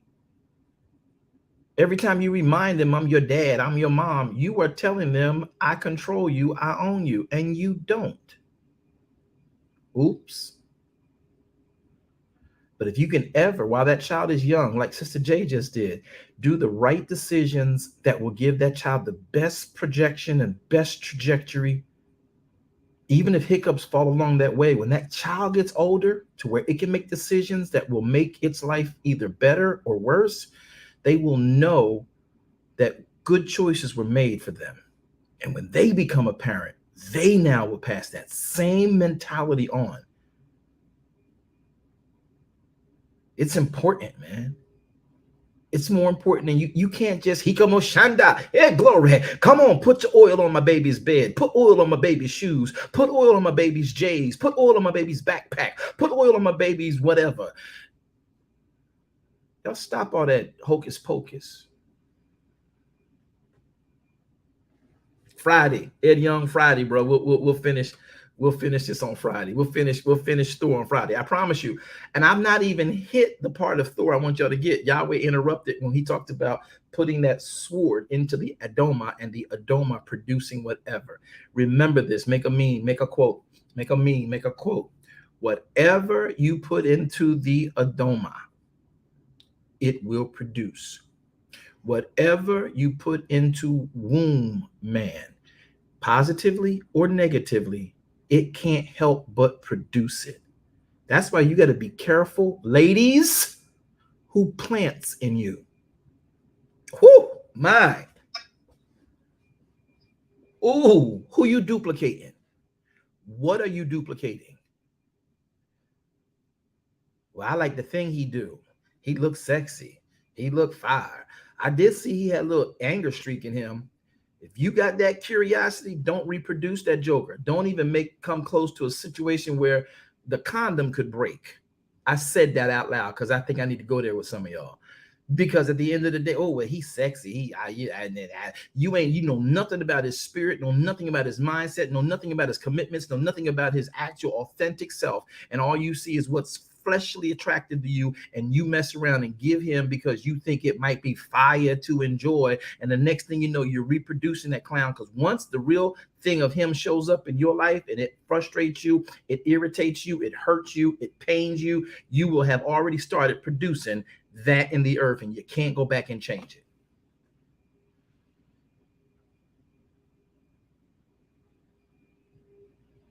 Y'all not gonna talk to me today? Y'all mad at me because I said that out loud?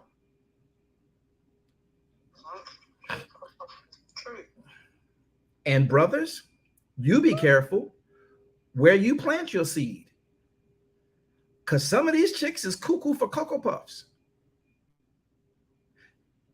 And you put your seed in that ground,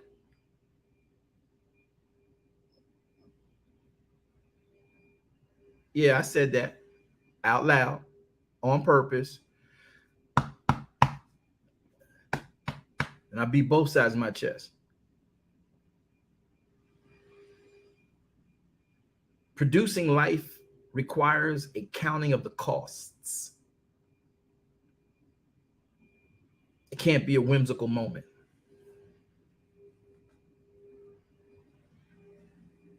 It can't be a whimsical moment.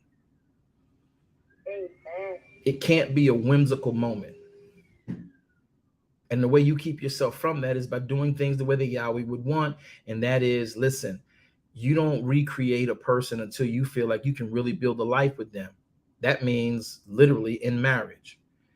But if there is no commitment, listen, your child will struggle with being committed if you have a child out of a non-committed marriage relationship. Did I ever tell y'all that? Because that's something I studied pretty deeply. You wonder why your children start but don't finish? Because maybe you started a relationship with a person you didn't finish, and before you realized you wasn't going to finish, you had a baby by that Mr. and Mrs. I can't finish.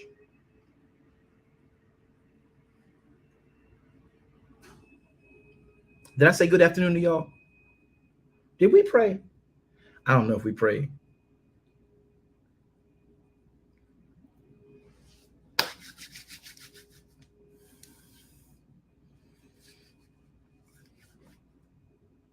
Do y'all get that?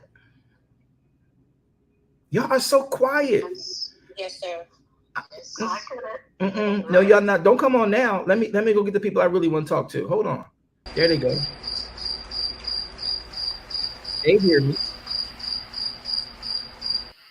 None of y'all want to talk to me. They gonna talk to me. The cricket's gonna talk to me.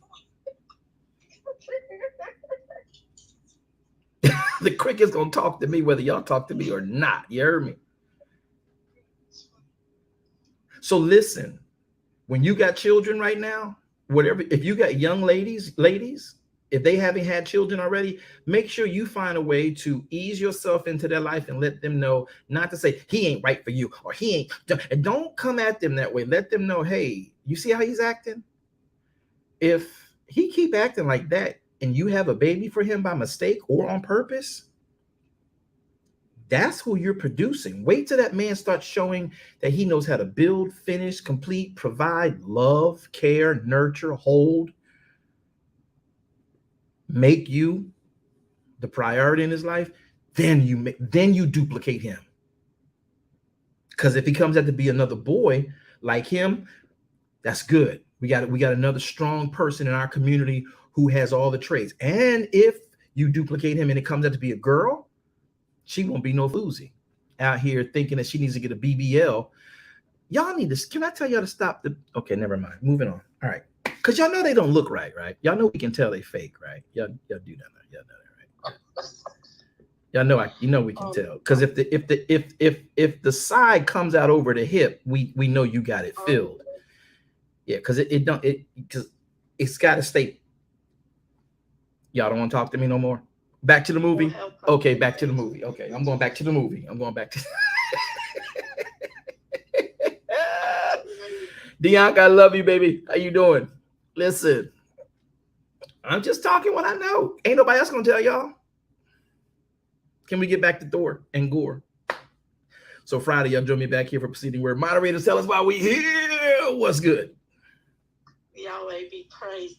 Well, what can we say? The way how Yahweh uses these broadcasts, that's why you cannot miss any one of them. So I want to encourage and recommend each of you to go back and have a re-listen. Don't forget, under the Preceding Word, we're here every Monday, Wednesday and Friday at 1 p.m. Eastern Standard Time.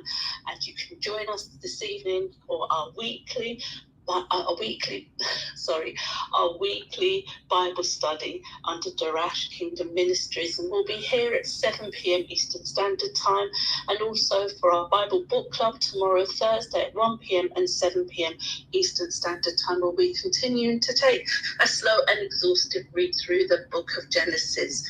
Don't forget, we honor Sabbath, so we are here every Friday from 11 p.m. Eastern Standard Time, where we are in the Torah.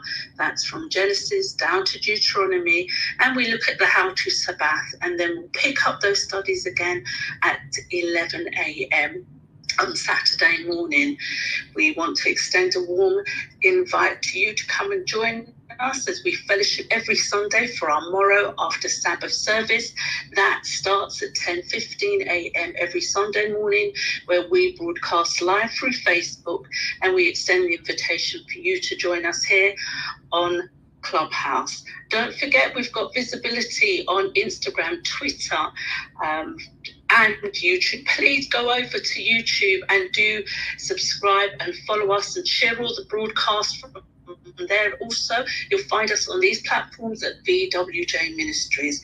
It has certainly been a pleasure, and we hope that you will continue to proceed with the 21-day challenge. Don't forget to pick up your means from Instagram, and we just want to say thank you for being here with us. Yahweh, we praise for your life, Apostle. We certainly do appreciate you. Yahweh be praised. Thank you. We got the best mods on the planet. I do hope that you guys will follow this coursing that we've had you guys on. Chrisla, thank you. That meant a great deal. Chrisla says, thank you, Jay, for your vulnerability. And I think that's when, listen, that's when a testimony is effective. People will have you go around bragging about your testimony and, having you come up and share your testimonies. Let me tell y'all something. Y'all be careful who you share your testimony with, because everybody can't handle your testimony. Some people will just nosy. They need ammo on you anyway. And you like, oh, well, God did this. Let me tell you what God did. Unless a person is going through the subject you've come through, don't share your testimony. That ain't the Christian thing to do. You're right. That's why we, the followers of the way, do it his way. We overcome, meaning if you're having a hard time getting up over the hump, since we know the hump you're trying to get over and we're on the other side, we'll reach back down that hump and pull you back up. But we're not just going to go out there and broadcast. Don't tell your testimony everywhere just because you want to be in ministry. What just happened today is full fivefold ministry functional and practicality. And guess what we did? We kept it practical. I said practicality. We kept it stays practical, because it's only ever to be used when we're talking about the relevancy of that subject matter. And that testimony at that time blessed so many. And that's where the vulnerability in the subject is key. You don't just share your testimony with everybody, because you can't. You can't trust everything in every place to share it on. Well, that's just God. You got to trust God. We did. He said, study to be quiet. I know y'all don't like me very much. Wait a minute. Where's my little cricket? Yeah, they understood what I said. So I need y'all to catch that part. And it was a blessing to know everybody can't handle your testimony. And your testimony has a unique time when it can be rendered and made most. The level of efficacy is greatest when it's in the moment that it's being expressed. Jay, thank you. And we're praying for you and with you. I know the pain, the miss, the anxiety, but that's why we call him Yahweh Shalom. And I want you to use that name as often as you can, Jay. Yahweh Shalom, the Lord God of your comfort. All 13 attributes of Yahweh Shalom will be with you. And more importantly, That young man is going to be just that, a great man. And then he's got good men, responsible men, even though they may be messed up around him, who are at least responsible enough to step up and be the father. Yahweh honors that. And for a mother to allow it in spite of it all, Yahweh honors that as well. All right. So I need y'all to catch that. I need y'all to understand that. And I need y'all to remember we're going to come back and talk about the rest of this movie on Friday. Why do you talk about movies, Apostle? Well, because movies are what y'all watching. Low key, y'all. We're sitting down. We're streaming. We are. What do you call it? Binging on stuff. Low key, and then we come to church and act like we not. So, I'm gonna keep it 100 with you. This is what's out there. This is what's forming the way we have actions and interactions in our society, and we don't even realize it. That's why you got to pay attention. So if y'all have not seen the movie, I am not admonishing you to go and watch it, but for those of you who have, we're going to help y'all understand the messages in it, because I've not even touched the reason I wanted to talk about it yet. Yahweh interjected. Yahweh commandeered this conversation, and I hope that commandeering blessed many of you. But the reason for why I actually was told to share this, we haven't even touched it yet. So be here Friday, same time, 1 p.m. Preceding word. Let's pray out. Father, we thank you. We honor you. We glorify you. I praise you for the testimonies you allowed to bless a people. And I believe that tens upon tens more that heard the testimony along with the conversation have now got proper directions to take to make the change necessary for their children and their co-parents to begin to be responsible so that your kingdom can be made manifest and evidenced in the earth, even amongst some of the mistakes we've all made. Man can't live by bread alone, but by every word that proceeds out of your mouth, Yahweh, our Elohim. Thank you for Adonai, and thank you for putting him in flesh. Thank you for showing us how to live right in you. Help us. We hide your word in our hearts so we won't sin against you. Yahweh, you are Elohim, El Elohe Israel. Alleluia. Baruch Hashem Adonai. Now may Yahweh bless you all and keep you. May Yahweh make his face to shine upon you and be gracious unto you. May Yahweh lift his countenance upon you and grant you all 13 attributes of his shalom. This we pray in his holy name, Yeshua HaMashiach. Amen. So Joy, I'm going to leave this song with you. My son wrote it for the broadcast, and I'm going to play it. It's going to be 2 minutes. You can listen to it or you can't. This room will end shortly, but I'm going to give you one loop through before we let you go. Is that all right? Y'all can sway with it. Come on, you can dab with it. You It's need all right. truth, this is the place for you. Don't need to complicate it. It's best to keep it basic. Open the book, the word is self-approved. He's Alpha and Omega, the answer since the early ages. What you should do is learn about the greatest. Just so you know, our door is always open. Let's study together instead of debating. Share our differences. Let love heal all that's broken. This room will end in 5, 4, 3, 2, and 1. All right, everybody. Shalom.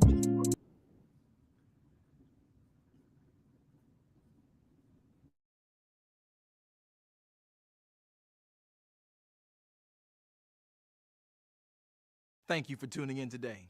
I hope that this message has been a blessing to your very life and your soul, and more importantly, your walk with the King. Well, we have come to the end. I hope that you would consider becoming either a partner with us in ministry, or if you're not already a kingdom citizen, consider becoming one. By doing that, you can sow into this ministry so that we are able to continue to teach this type of ministry at a grand scale. Join us on all of our social media platforms and visit our webpage to make your contributions sure. Thank you. Have a wonderful day. Shalom Aleichem.